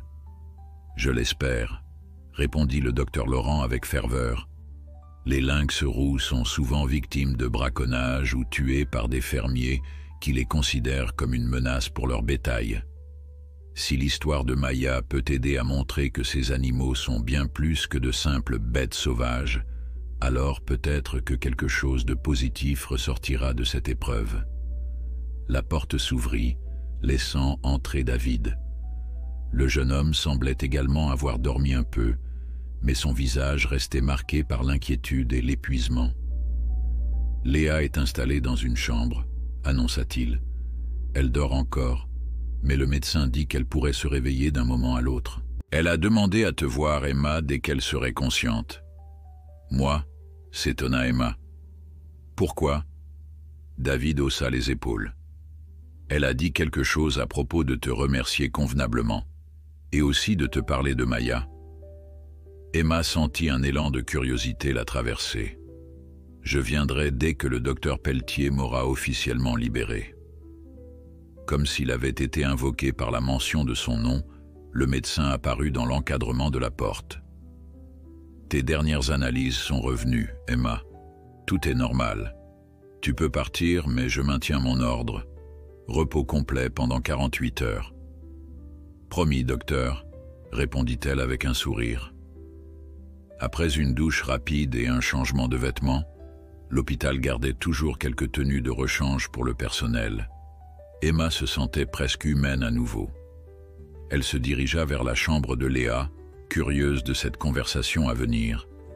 En chemin, elle ne put s'empêcher de remarquer l'agitation inhabituelle qui régnait dans les couloirs habituellement tranquilles de l'hôpital. Des membres du personnel qu'elle connaissait à peine la saluaient avec admiration, et elle surprit plusieurs conversations qui s'interrompaient brusquement à son approche, suivies de regards furtifs dans sa direction. L'infirmière qui a suivi un lynx dans la tempête, murmura-t-elle pour elle-même, légèrement embarrassée par cette attention soudaine. Lorsqu'elle atteignit la chambre de Léa, elle fut surprise d'y trouver non seulement la jeune femme et son frère, mais également le docteur Laurent et un homme qu'elle ne connaissait pas, grand, élégamment vêtu, avec une barbe poivre et sel soigneusement taillée. « Emma !» s'exclama Léa depuis son lit, son visage s'illuminant malgré la fatigue évidente. Sa jambe gauche était surélevée et plâtrée, et un bandage entourait sa tête, mais ses yeux brillaient d'une vitalité qui contrastait avec l'état dans lequel Emma l'avait trouvée la nuit précédente. « Je suis heureuse de te voir en si bonne forme, » répondit sincèrement Emma en s'approchant du lit. « Grâce à toi, » dit Léa en lui prenant la main. « Grâce à vous tous. » L'homme inconnu s'avança, tendant sa main à Emma. Professeur Michel Desmarais, directeur du département de biologie comportementale à l'Université de Montréal. Le docteur Laurent m'a raconté votre incroyable aventure. Emma serra sa main, surprise. Vous avez fait tout ce chemin depuis Montréal? J'étais déjà dans la région pour une conférence, expliqua-t-il. Mais j'aurais fait le trajet de toute façon. Ce que vous avez vécu avec Maya représente potentiellement une avancée majeure dans notre compréhension de la cognition des félidés sauvages. Nous voulions te parler avant de rendre cela public, intervint Léa, son expression devenant plus sérieuse. Maya et ses petits, ils sont spéciaux. Pas seulement pour la science, mais pour nous, personnellement. Emma s'assit au bord du lit, intriguée par le ton de Léa. Qu'est-ce que tu veux dire par spéciaux? Léa échangea un regard avec son frère et le docteur Laurent, comme pour chercher leur approbation avant de poursuivre. Ce que je vais te dire pourrait sembler incroyable, même après ce qui s'est passé cette nuit. Le professeur Desmarais intervint doucement. Peut-être devrais-je expliquer le contexte scientifique d'abord. Cela pourrait rendre le reste plus compréhensible. Léa acquiesça, visiblement soulagée. Emma se tourna vers le professeur, curieuse. « Depuis 3 ans, » commença Desmarais, « notre département mène un projet de recherche sur la cognition sociale chez les félins sauvages. La plupart des études se concentrent sur les grands félins, lions, tigres, ou sur les espèces fortement socialisées comme les chats domestiques. Les lynx roux, étant généralement solitaires et farouches, ont été largement négligés. » Il fit quelques pas dans la pièce, ses mains accompagnant ses explications avec animation. Le docteur Laurent et son équipe ont créé un protocole unique pour étudier les lynx sans perturber leur comportement naturel. Caméras de surveillance non intrusive, suivies à distance, et occasionnellement, réhabilitation d'orphelins comme Maya pour les relâcher ensuite avec des dispositifs de suivi. « Je comprends tout ça, » dit Emma. « Mais quel rapport avec ce qui s'est passé cette nuit ?» Le docteur Laurent prit la relève. Nous avons commencé à observer des comportements inhabituels, d'abord chez Maya, puis chez d'autres lynx suivis, des schémas de déplacement qui semblaient intentionnels plutôt qu'aléatoires, des interactions complexes avec leur environnement suggérant une forme de planification avancée, et une communication interspécifique, ajouta Léa doucement. Emma fronça les sourcils. Communication entre espèces différentes? Maya n'est pas simplement venue chercher de l'aide par hasard, expliqua Léa, ses yeux brillant d'une intensité nouvelle malgré sa fatigue. Elle a délibérément cherché des humains qu'elle connaissait, dans un lieu qu'elle associait à la guérison. Ce n'est pas juste de l'imprégnation ou du conditionnement, c'est une forme de raisonnement. Emma se rappela la façon dont le lynx les avait guidés à travers la forêt, s'arrêtant pour les attendre, choisissant le chemin le plus sûr. Vous êtes en train de dire que Maya est... Quoi? Plus intelligente que les autres lynx? Pas seulement Maya, intervint David. C'est petit aussi, et potentiellement d'autres lynx dans la région. Le professeur Desmarais s'éclaircit la gorge. Ce que nous supposons, et je souligne qu'il s'agit encore d'une hypothèse, c'est que nous observons une accélération évolutive locale de l'intelligence chez cette population spécifique de lynx roux. Emma laissa échapper un petit rire incrédule. Vous plaisantez? Une évolution accélérée? Ce genre de choses prend des milliers d'années. Normalement, oui, concéda le professeur. Mais il existe des cas documentés d'évolution rapide en réponse à des changements environnementaux soudains ou à des pressions sélectives intenses. Les mouches des fruits peuvent développer de nouvelles adaptations en quelques dizaines de générations seulement. Les poissons dans des lacs pollués peuvent changer leur physiologie en quelques décennies. Et vous pensez que les lynx de cette région ont évolué en quelques années? Léa se redressa légèrement dans son lit, grimaçant à cause de la douleur. Nous pensons que l'interaction prolongée avec les humains dans cette région, combinée à des facteurs environnementaux spécifiques, a créé une pression sélective favorisant les individus capables de comprendre et d'anticiper le comportement humain. Sans compter l'isolement géographique relatif de cette population, ajouta le docteur Laurent. Cette région montagneuse crée une sorte d'île écologique qui accélère les changements évolutifs. Emma tenta d'assimiler toutes ces informations. L'idée semblait sortie d'un roman de science-fiction, et pourtant, après avoir vu Maya en action, elle ne pouvait pas simplement la rejeter. Si c'est vrai, dit-elle lentement, alors ce que Maya a fait est révolutionnaire pour notre compréhension de l'intelligence animale, compléta le professeur Desmarais avec enthousiasme. Elle n'a pas simplement associé les humains à la nourriture ou à la sécurité, comme pourrait le faire un animal conditionné. Elle a reconnu qu'un membre de son groupe social élargi, Léa, était en danger, a compris que seuls les humains pouvaient l'aider, a identifié l'hôpital comme source d'aide et a élaboré un plan pour nous y conduire. C'est une séquence de raisonnement abstrait que l'on croyait réservée aux grands singes, aux éléphants et à quelques espèces de cétacés. Emma se tourna vers Léa. « Tu as dit que Maya et ses petits étaient spéciaux pour vous personnellement. Qu'est-ce que tu entendais par là ?» Léa hésita, puis répondit doucement. « Quand j'ai commencé à travailler avec Maya, je n'étais qu'une étudiante cherchant à compléter sa thèse. Mais notre relation a évolué. Au début, c'était moi qui l'observais. Puis, progressivement, j'ai réalisé qu'elle m'observait aussi, qu'elle apprenait de moi autant que j'apprenais d'elle. Son regard se perdit dans le vague, comme si elle revivait des souvenirs. Il y a eu ce jour, environ 1 an après sa réintroduction dans la nature, j'étais en train de vérifier les caméras près de sa zone de chasse habituelle quand je l'ai aperçue. Elle m'a regardé, puis a délibérément conduit un lapin dans ma direction. Pas pour me le donner, elle n'était pas si proche, mais pour me montrer sa technique de chasse. Elle voulait que je la voie. Elle t'enseignait, murmura Emma, fascinée. Exactement, dit Léa avec un sourire, et ce n'était pas un incident isolé. Maya a commencé à me montrer des choses, des sources d'eau, des abris naturels, des plantes que je ne connaissais pas, comme si elle avait décidé que notre relation devait être réciproque. David s'approcha, posant une main sur l'épaule de sa sœur. Au début, nous pensions que Léa exagérait, ou qu'elle projetait des comportements humains sur un animal sauvage. Puis j'ai commencé à accompagner Léa sur le terrain, et j'ai vu par moi-même. Maya est différente. Et ces petits ont hérité de cette différence, ajouta le docteur Laurent. Nos observations préliminaires suggèrent qu'ils développent des capacités cognitives similaires, mais beaucoup plus rapidement que leur mère. C'est comme si Maya leur transmettait non seulement ses gènes, mais aussi son expérience, sa façon de voir le monde.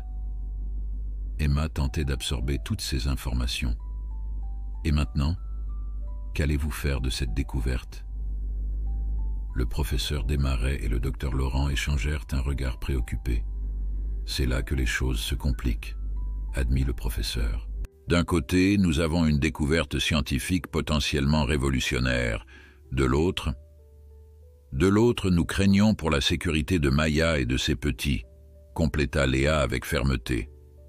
Si cette information devient publique dans sa totalité, que se passera-t-il?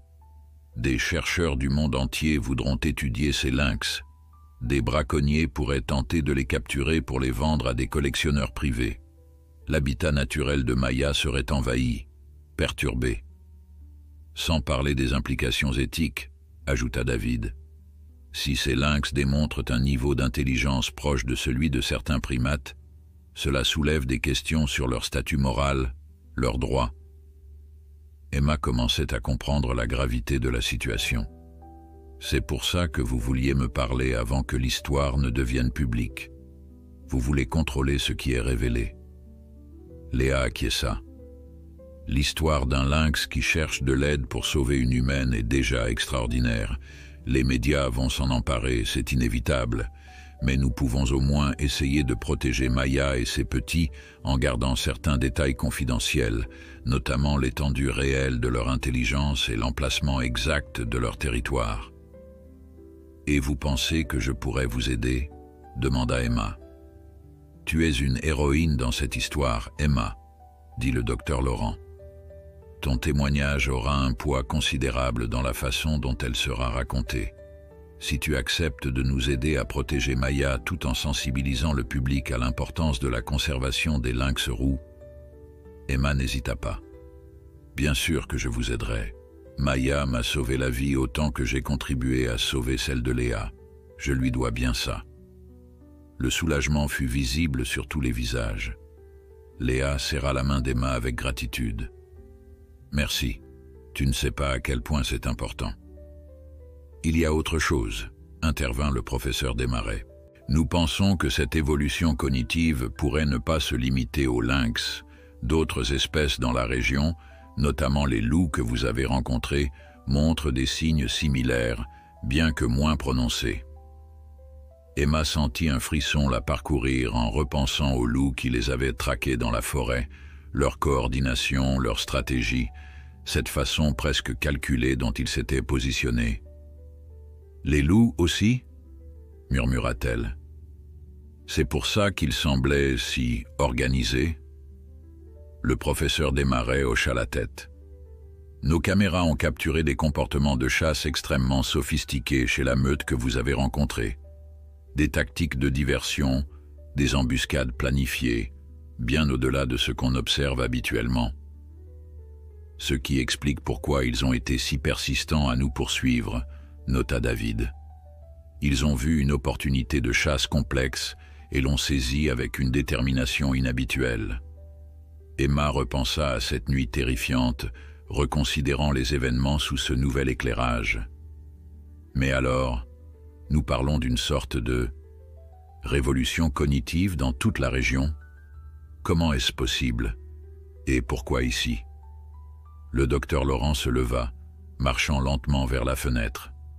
Au dehors, la tempête s'était complètement dissipée, laissant place à un ciel d'un bleu cristallin et à un paysage blanchi par la neige. « C'est là que nous entrons dans le domaine de la spéculation, » admit-il. « Mais nous avons quelques théories.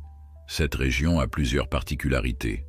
Elle est relativement isolée géographiquement, elle abrite une biodiversité exceptionnelle et elle a été le site d'une expérimentation gouvernementale dans les années 80, compléta Léa. Emma la regarda avec stupéfaction. Une expérimentation? De quel genre? Le professeur Desmarais sembla soudain mal à l'aise. Cette information n'est pas largement connue, Une station de recherche a opéré ici de 1982 à 1988, officiellement pour étudier les effets des changements climatiques sur les écosystèmes alpins.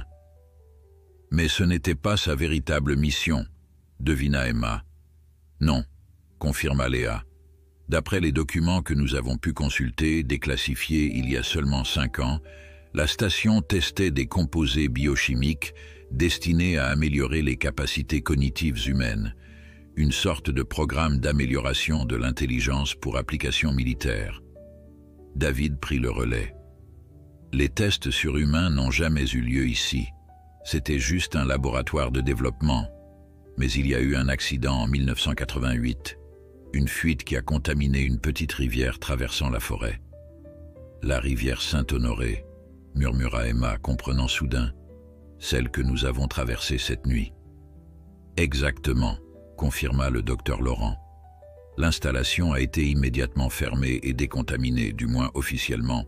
Des tests environnementaux ont été menés pendant 2 ans, puis tout a été déclaré sûr.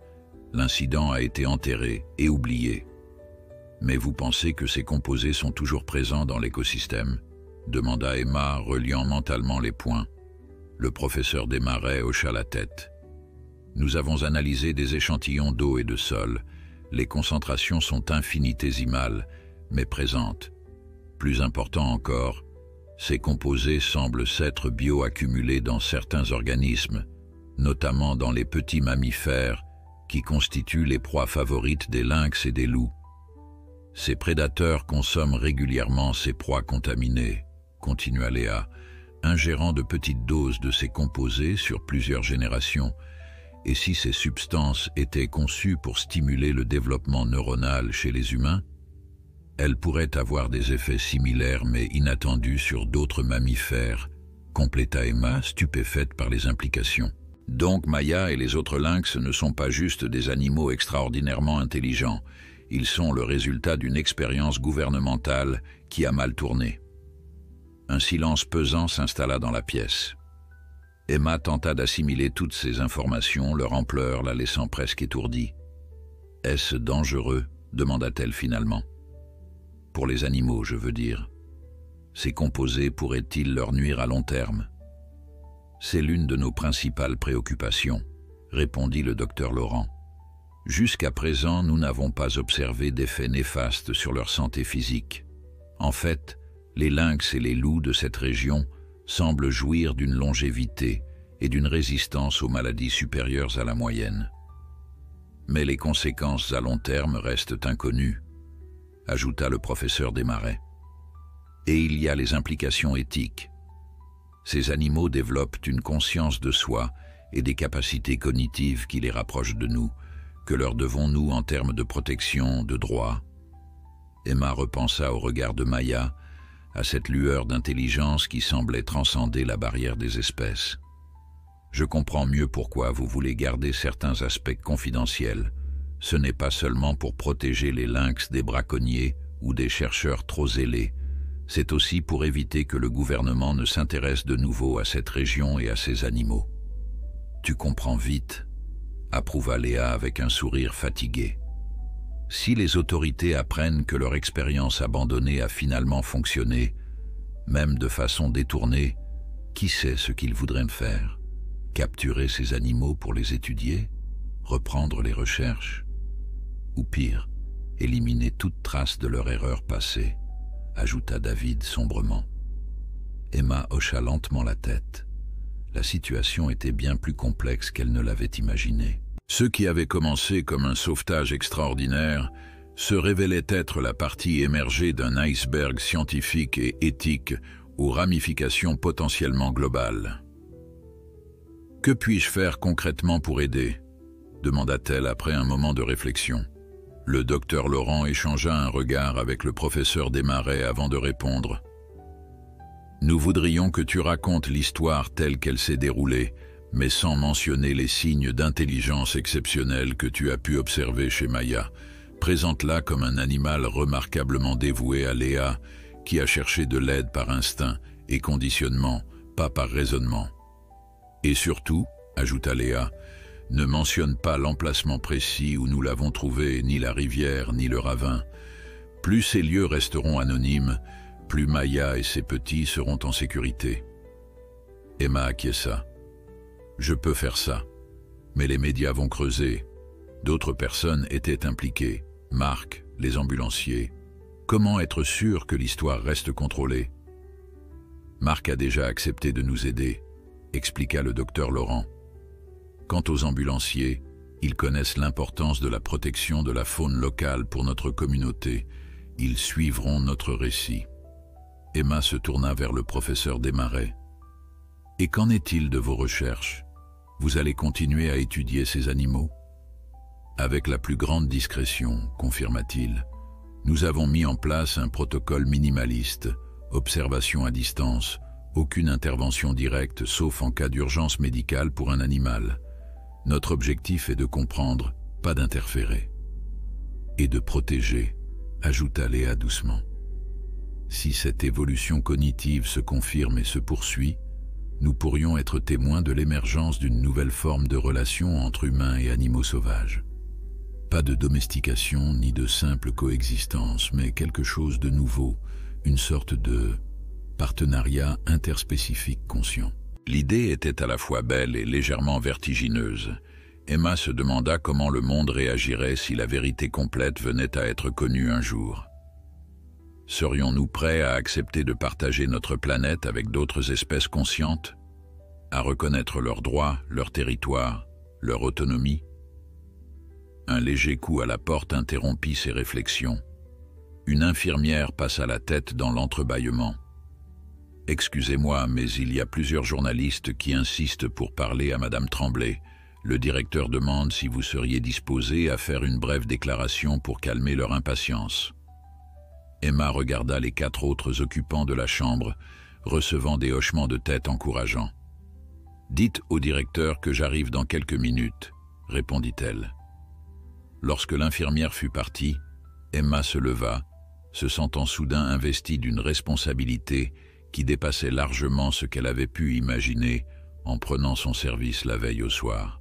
« Je vais leur raconter l'histoire d'une nuit extraordinaire, » dit-elle avec détermination.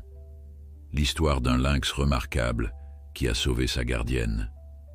Une histoire qui, je l'espère, inspirera du respect pour ces animaux et leur habitat, sans révéler le miracle évolutif qui se déroule sous nos yeux. » Léa tendit la main vers Emma, qui la prit dans la sienne. « Merci, » dit-elle simplement. Le docteur Laurent ouvrit la porte pour Emma, mais avant qu'elle ne sorte, il l'arrêta avec une question. « Une dernière chose, Emma.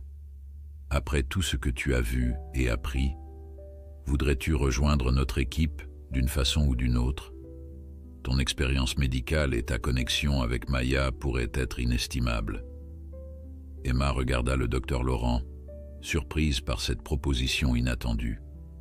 Rejoindre leur équipe? Abandonner son travail d'infirmière pour étudier des lynx au comportement extraordinaire? L'idée semblait à la fois séduisante et intimidante. « Je ne suis pas biologiste, » répondit-elle finalement. « Je ne sais pas comment je pourrais vous être utile. » Justement, intervint le professeur Desmarais. Notre équipe est composée principalement de biologistes et d'éthologues. Nous manquons de perspectives médicales, particulièrement pour comprendre les effets physiologiques potentiels de ces composés sur les organismes mammifères. Sans compter que Maya semble avoir accepté, ajouta Léa avec un sourire fatigué.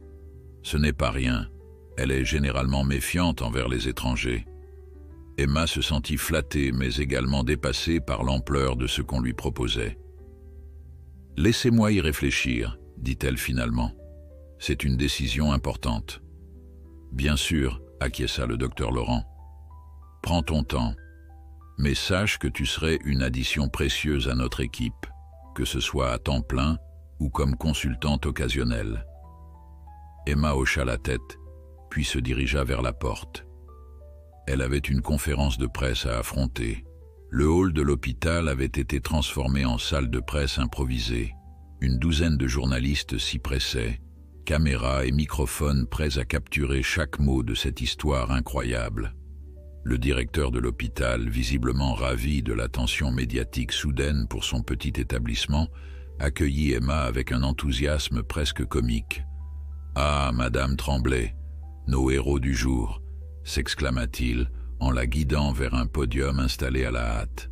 « Nous sommes tous si fiers de votre courage. » Emma se sentit immédiatement mal à l'aise sous les projecteurs et les regards avides des journalistes. Elle n'avait jamais recherché l'attention ou la reconnaissance. Elle avait simplement fait ce qui lui semblait juste, comme Maya l'avait fait à sa manière. « Mesdames et messieurs, » commença le directeur, « j'ai l'honneur de vous présenter Emma Tremblay, l'infirmière qui, avec l'agent de sécurité Marc Bélanger et le docteur Antoine Laurent, a bravé la tempête cette nuit pour sauver la vie d'une jeune chercheuse. Mais ce qui rend cette histoire vraiment extraordinaire, c'est qu'ils ont été guidés par un lynx roux. » Une vague de murmures excités parcourut l'assemblée. Emma prit une profonde inspiration, se rappelant sa promesse de protéger Maya tout en partageant son histoire. « Bonjour à tous », commença-t-elle d'une voix qu'elle s'efforçait de maintenir ferme.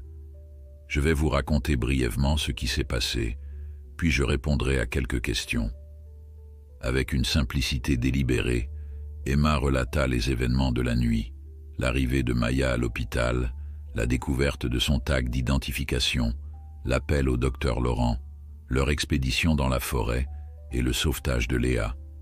Elle décrivit le comportement remarquable du lynx, mais prit soin de l'attribuer à l'imprinting et au conditionnement plutôt qu'à une intelligence extraordinaire.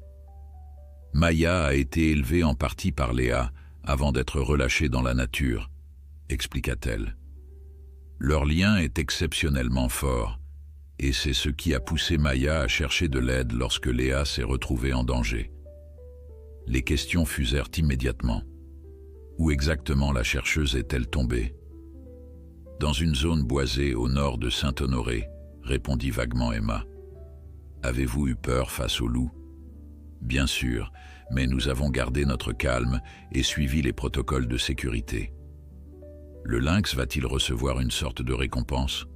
Emma sourit à cette question. Maya est un animal sauvage. Sa plus grande récompense est de retrouver sa liberté et ses petits, ce qu'elle a fait. Pensez-vous que cette histoire pourrait changer notre perception des prédateurs sauvages comme les lynx?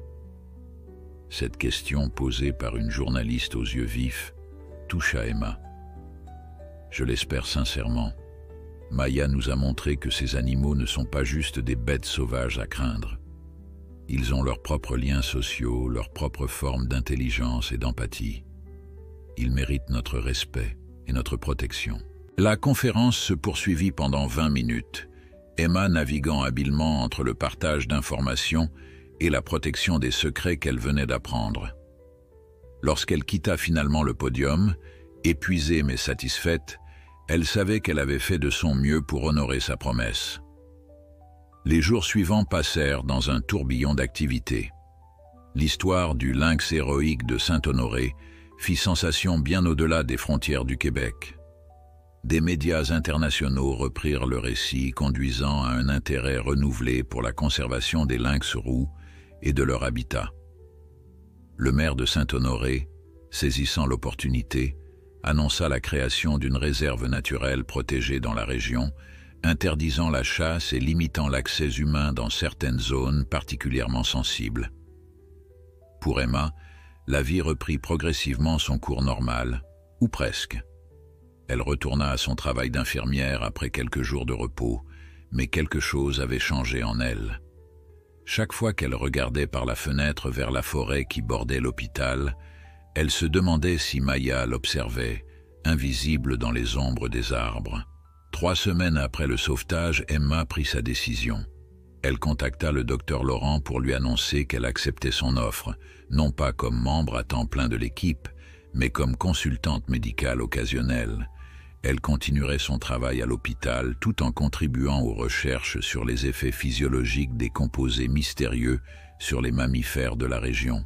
« Je suis ravi que tu te joignes à nous, même à temps partiel », lui dit le docteur Laurent au téléphone. « Léa sera particulièrement heureuse de l'apprendre. Elle sort de l'hôpital demain d'ailleurs. Si vite, s'étonna Emma. Sa jambe va beaucoup mieux que prévu. Les médecins sont impressionnés par sa vitesse de guérison. Elle aura encore besoin de physiothérapie, bien sûr, mais elle pourra reprendre un travail de bureau dès la semaine prochaine. Emma sourit, heureuse pour la jeune femme qui avait traversé une épreuve si terrible. Transmets-lui mes amitiés. Et comment va Maya? Il y eut une pause à l'autre bout de la ligne, puis le docteur Laurent répondit d'une voix teintée d'émerveillement. C'est justement de ça que je voulais te parler. Maya a fait quelque chose d'extraordinaire, même selon nos nouveaux critères. Elle a commencé à enseigner à ses petits. À enseigner? Comment ça? Nos caméras l'ont capté en train de leur montrer comment utiliser des pierres pour casser la glace sur les points d'eau. Pas juste en le démontrant, en corrigeant activement leur technique, en les guidant physiquement. Emma sentit un frisson d'excitation la parcourir. C'est incroyable. Il y a plus, continua le docteur Laurent. Nous pensons qu'elle a commencé à développer une forme de communication symbolique avec eux, des gestes spécifiques qui semblent représenter des concepts abstraits, danger, nourriture, direction. C'est préliminaire, mais si cela se confirme, cela changerait notre compréhension de l'intelligence animale, compléta Emma, stupéfaite par les implications. Exactement. Et c'est pourquoi j'aimerais que ta première mission avec nous commence ce week-end. Nous allons installer de nouvelles caméras avec des capacités infrarouges améliorées pour mieux documenter ses comportements. Si tu es disponible, je le suis, répondit Emma sans hésitation. Le samedi suivant, Emma retrouva David et 2 assistants de recherche à l'orée de la forêt. Le temps s'était considérablement adouci, la neige commençant à fondre sous un soleil printanier précoce. « Contente que tu te joignes à nous », la salua David en lui tendant un sac à dos contenant l'équipement. « Tu pourras peut-être revoir ton ami. » Emma sourit à cette idée, bien qu'elle doutait que Maya se montre aussi facilement en plein jour. « Comment allons-nous procéder ?» David déploya une carte sur le capot de son véhicule. « Nous allons installer les caméras en cercle autour de la zone que Maya fréquente le plus souvent avec ses petits, à environ 2 km de sa tanière principale, pour ne pas perturber leur espace privé. Elle a plusieurs tanières, au moins 3 que nous connaissons. Elle alterne entre elles, probablement pour des raisons de sécurité. C'est un comportement inhabituel pour un lynx, mais typique de Maya. » Ils s'enfoncèrent dans la forêt, suivant un chemin que seul David semblait percevoir. La forêt était paisible, vivante des premiers signes du printemps à venir, bourgeons gonflés, chants d'oiseaux plus nombreux, et le doux murmure des ruisseaux grossis par la fonte des neiges. Alors qu'ils approchaient du premier site d'installation, Emma sentit un changement subtil dans l'atmosphère, une présence qui, bien qu'invisible, était presque palpable. « Elle est là », murmura David, s'immobilisant complètement. Emma suivit son regard, mais ne vit que des ombres et des taches de lumière filtrant à travers la canopée. Où, à 2 heures, dans ce bosquet de jeunes épinettes, ne bouge pas brusquement.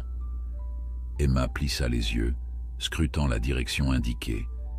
Puis, comme si un voile s'était soudain levé, elle la vit. Maya, parfaitement immobile, son pelage tacheté se confondant presque parfaitement avec le jeu d'ombre et de lumière. Seuls ses yeux dorés d'une intensité troublante, trahissaient sa présence. « Elle nous observe », souffla Emma, fascinée. David fit un signe aux assistants de recherche, qui s'immobilisèrent également, le matériel toujours dans leur sac. C'est inhabituel qu'elle se montre si ouvertement. Généralement, elle nous surveille de loin. Emma sentit une connexion étrange, comme si le lynx la regardait spécifiquement. Était-ce son imagination, ou Maya l'avait-elle reconnue? Lentement, avec une grâce fluide qui semblait défier la physique, le lynx émergea de sa cachette. Elle s'avança de quelques pas dans la clairière, s'arrêtant à une distance respectable, assez proche pour être clairement visible, mais suffisamment loin pour fuir instantanément si nécessaire. « Incroyable », murmura l'un des assistants. « Je n'ai jamais vu un comportement pareil. » Ce qui se passa ensuite laissa tout le groupe stupéfait. Maya tourna légèrement la tête et émit un petit cri, différent de ceux qu'Emma avait entendus la nuit du sauvetage. Quelques secondes plus tard, deux petites formes tachetées émergèrent timidement des buissons, ces petits. « Elle nous les présente », souffla David, incrédule. « En 15 ans de travail sur le terrain, je n'ai jamais rien vu de tel. » Les deux jeunes lynx restaient près de leur mère, visiblement nerveux mais curieux. Maya semblait parfaitement calme, comme si cette rencontre était planifiée, intentionnelle. Emma, mue par une impulsion qu'elle ne s'expliquait pas, s'accroupit lentement pour être à hauteur des félins. Sans quitter Maya des yeux, elle parla doucement.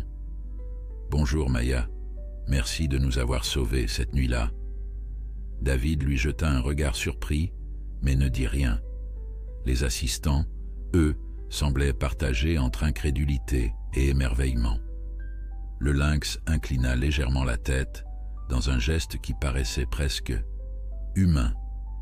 Puis, avec la même lenteur délibérée, elle s'approcha encore de quelques pas. Ces petits restèrent en arrière, observant leur mère avec ce qui ressemblait étrangement à de la curiosité. Lorsque Maya ne fut plus qu'à environ 5 mètres d'Emma, elle s'arrêta à nouveau. Leurs regards se croisèrent, celui de l'humaine et celui du prédateur, et Emma sentit quelque chose passer entre elles, une reconnaissance, une compréhension mutuelle qui transcendait les barrières des espèces. « Je crois qu'elle te fait confiance », murmura David stupéfait. « C'est sans précédent. » Aussi soudainement qu'elle était apparue, Maya fit demi-tour, rejoignit ses petits, et la petite famille disparut dans le sous-bois, leurs silhouettes tachetées se fondant parfaitement dans la mosaïque d'ombres et de lumière. Un silence presque religieux s'installa dans la clairière, rompu finalement par l'un des assistants. Est-ce que ça vient vraiment de se passer? Emma se releva lentement, son cœur battant encore rapidement. Oui, dit-elle simplement. David sortit un carnet et commença frénétiquement à prendre des notes. Comportement délibéré, présentation des jeunes, contact visuel prolongé, reconnaissance individuelle. Il leva les yeux vers Emma. « Tu réalises ce que cela signifie? Elle t'a identifié spécifiquement. Elle se souvient de toi. Et elle voulait que je voie ses petits, » ajouta Emma doucement, comme pour me montrer qu'ils vont bien, qu'ils sont en sécurité. Les assistants commencèrent à déballer l'équipement, discutant avec animation de ce qu'ils venaient d'observer, mais Emma resta immobile, encore sous le choc de cette rencontre. Quelque chose de profond venait de changer dans sa compréhension du monde, de la frontière supposée entre humains et animaux. Ils installèrent les caméras comme prévu, choisissant soigneusement les emplacements pour minimiser toute perturbation de l'habitat de Maya, tout en maximisant la couverture. Le travail était méticuleux, chaque appareil devant être parfaitement camouflé et orienté vers les zones d'activité potentielle. « Ces caméras sont spéciales », expliqua David tandis qu'il configurait le dernier appareil. « Elles n'émettent aucun son perceptible par les lynx, contrairement aux modèles standards qui produisent un léger bourdonnement électronique. Nous pensons que Maya peut entendre ces fréquences et évite délibérément ces zones. »« Elle est plus intelligente que ce que nous imaginons, n'est-ce pas ?» demanda Emma. David hocha la tête, son expression mêlant émerveillement et préoccupation. « C'est ce qui m'inquiète parfois. Si elle et ses petits continuent à évoluer à ce rythme, quelles seront les conséquences? Pour eux, pour la forêt, pour nous? Tu as peur qu'ils deviennent trop intelligents? Pas exactement. J'ai peur que nous ne soyons pas prêts à partager cette planète avec une autre espèce consciente. L'histoire humaine n'est pas très encourageante quand il s'agit de coexistence. » Emma médita ces paroles tandis qu'ils rangeaient leur équipement. Le soleil commençait à décliner, teintant la forêt d'une lumière dorée, qui rappelaient étrangement les yeux de Maya. 3 mois s'écoulèrent, durant lesquels Emma partagea son temps entre ses fonctions d'infirmière et ses nouvelles responsabilités auprès de l'équipe de recherche. Les caméras avaient capturé des comportements fascinants, Maya enseignant à ses petits des techniques de chasse sophistiquées, les guidant à travers des exercices de résolution de problèmes et surtout développant ce qui semblait indéniablement être un système de communication gestuelle. Léa, complètement rétablie, avait repris ses observations sur le terrain, bien que plus prudente qu'auparavant. Elle et Emma avaient développé une amitié solide, fondée sur leur expérience partagée et leur passion commune pour comprendre et protéger ces créatures extraordinaires. Le professeur Desmarais avait obtenu un financement discret mais substantiel pour approfondir leurs recherches, sous couvert d'étudier simplement l'écosystème local. Leur équipe s'était agrandie, intégrant des spécialistes en neurosciences, en génétique et en éthique animale, tous soigneusement sélectionnés, non seulement pour leurs compétences, mais aussi pour leur discrétion et leur engagement envers la protection des lynx. Un soir de fin d'été, alors qu'Emma terminait son service à l'hôpital, Léa l'appela, sa voix vibrant d'excitation. « Tu dois venir tout de suite au centre de recherche. Maya a fait quelque chose d'incroyable. » Intriguée, Emma s'y rendit immédiatement. Le centre, installé dans un ancien chalet forestier à la lisière du bois, abritait leurs laboratoires et leurs équipements de surveillance. Lorsqu'elle arriva, toute l'équipe était rassemblée autour d'un écran d'ordinateur, les visages exprimant un mélange de stupéfaction et d'incrédulité. « Regarde », dit Léa en faisant signe à Emma de s'approcher. La vidéo, capturée le matin même, montrait Maya et ses petits près d'un ruisseau. La mère lynx semblait placer délibérément des pierres sur le sol, les arrangeant dans une configuration spécifique. Puis elle s'écartait, observant ses petits qui tentaient visiblement de reproduire le motif. « Elle leur enseigne à créer des symboles », expliqua Léa, sa voix tremblant légèrement. « Des représentations abstraites. Nous avons observé ce comportement 7 fois au cours des 2 dernières semaines, toujours avec des configurations différentes. » Emma observa la vidéo avec émerveillement. « C'est au-delà de tout ce que nous imaginions. » Le docteur Laurent, qui était resté silencieux jusque-là, prit la parole. « Nous sommes à un carrefour. Ce que nous observons ici va bien au-delà de l'adaptation ou de l'apprentissage simple. Nous assistons potentiellement à l'émergence d'une forme de culture chez une espèce non humaine. »« Que faisons-nous maintenant ?» demanda Emma, comprenant pleinement les implications vertigineuses de cette découverte. « Nous continuons à observer, à documenter et surtout à protéger, » répondit fermement Léa. « Et nous nous préparons pour un avenir où nous ne serons peut-être plus les seuls êtres sur cette planète, à créer de l'art, à utiliser des symboles, à transmettre des connaissances. » Emma acquiesça, repensant à cette nuit d'hiver où un lynx roux avait hurlé devant les portes d'un hôpital, défiant toutes les attentes et tous les présupposés sur ce qu'un animal sauvage pouvait comprendre, ressentir et accomplir. Alors que le groupe continuait à discuter des implications de leur découverte, Emma s'approcha de la fenêtre, regardant vers la forêt qui s'assombrissait avec le crépuscule. Quelque part là-bas, Maya et ses petits poursuivaient leur extraordinaire voyage d'évolution et de découverte.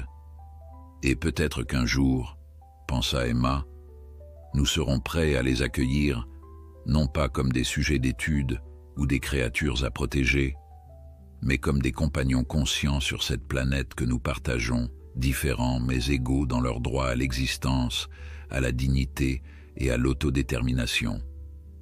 Dans l'immédiat, cependant, leur responsabilité était claire.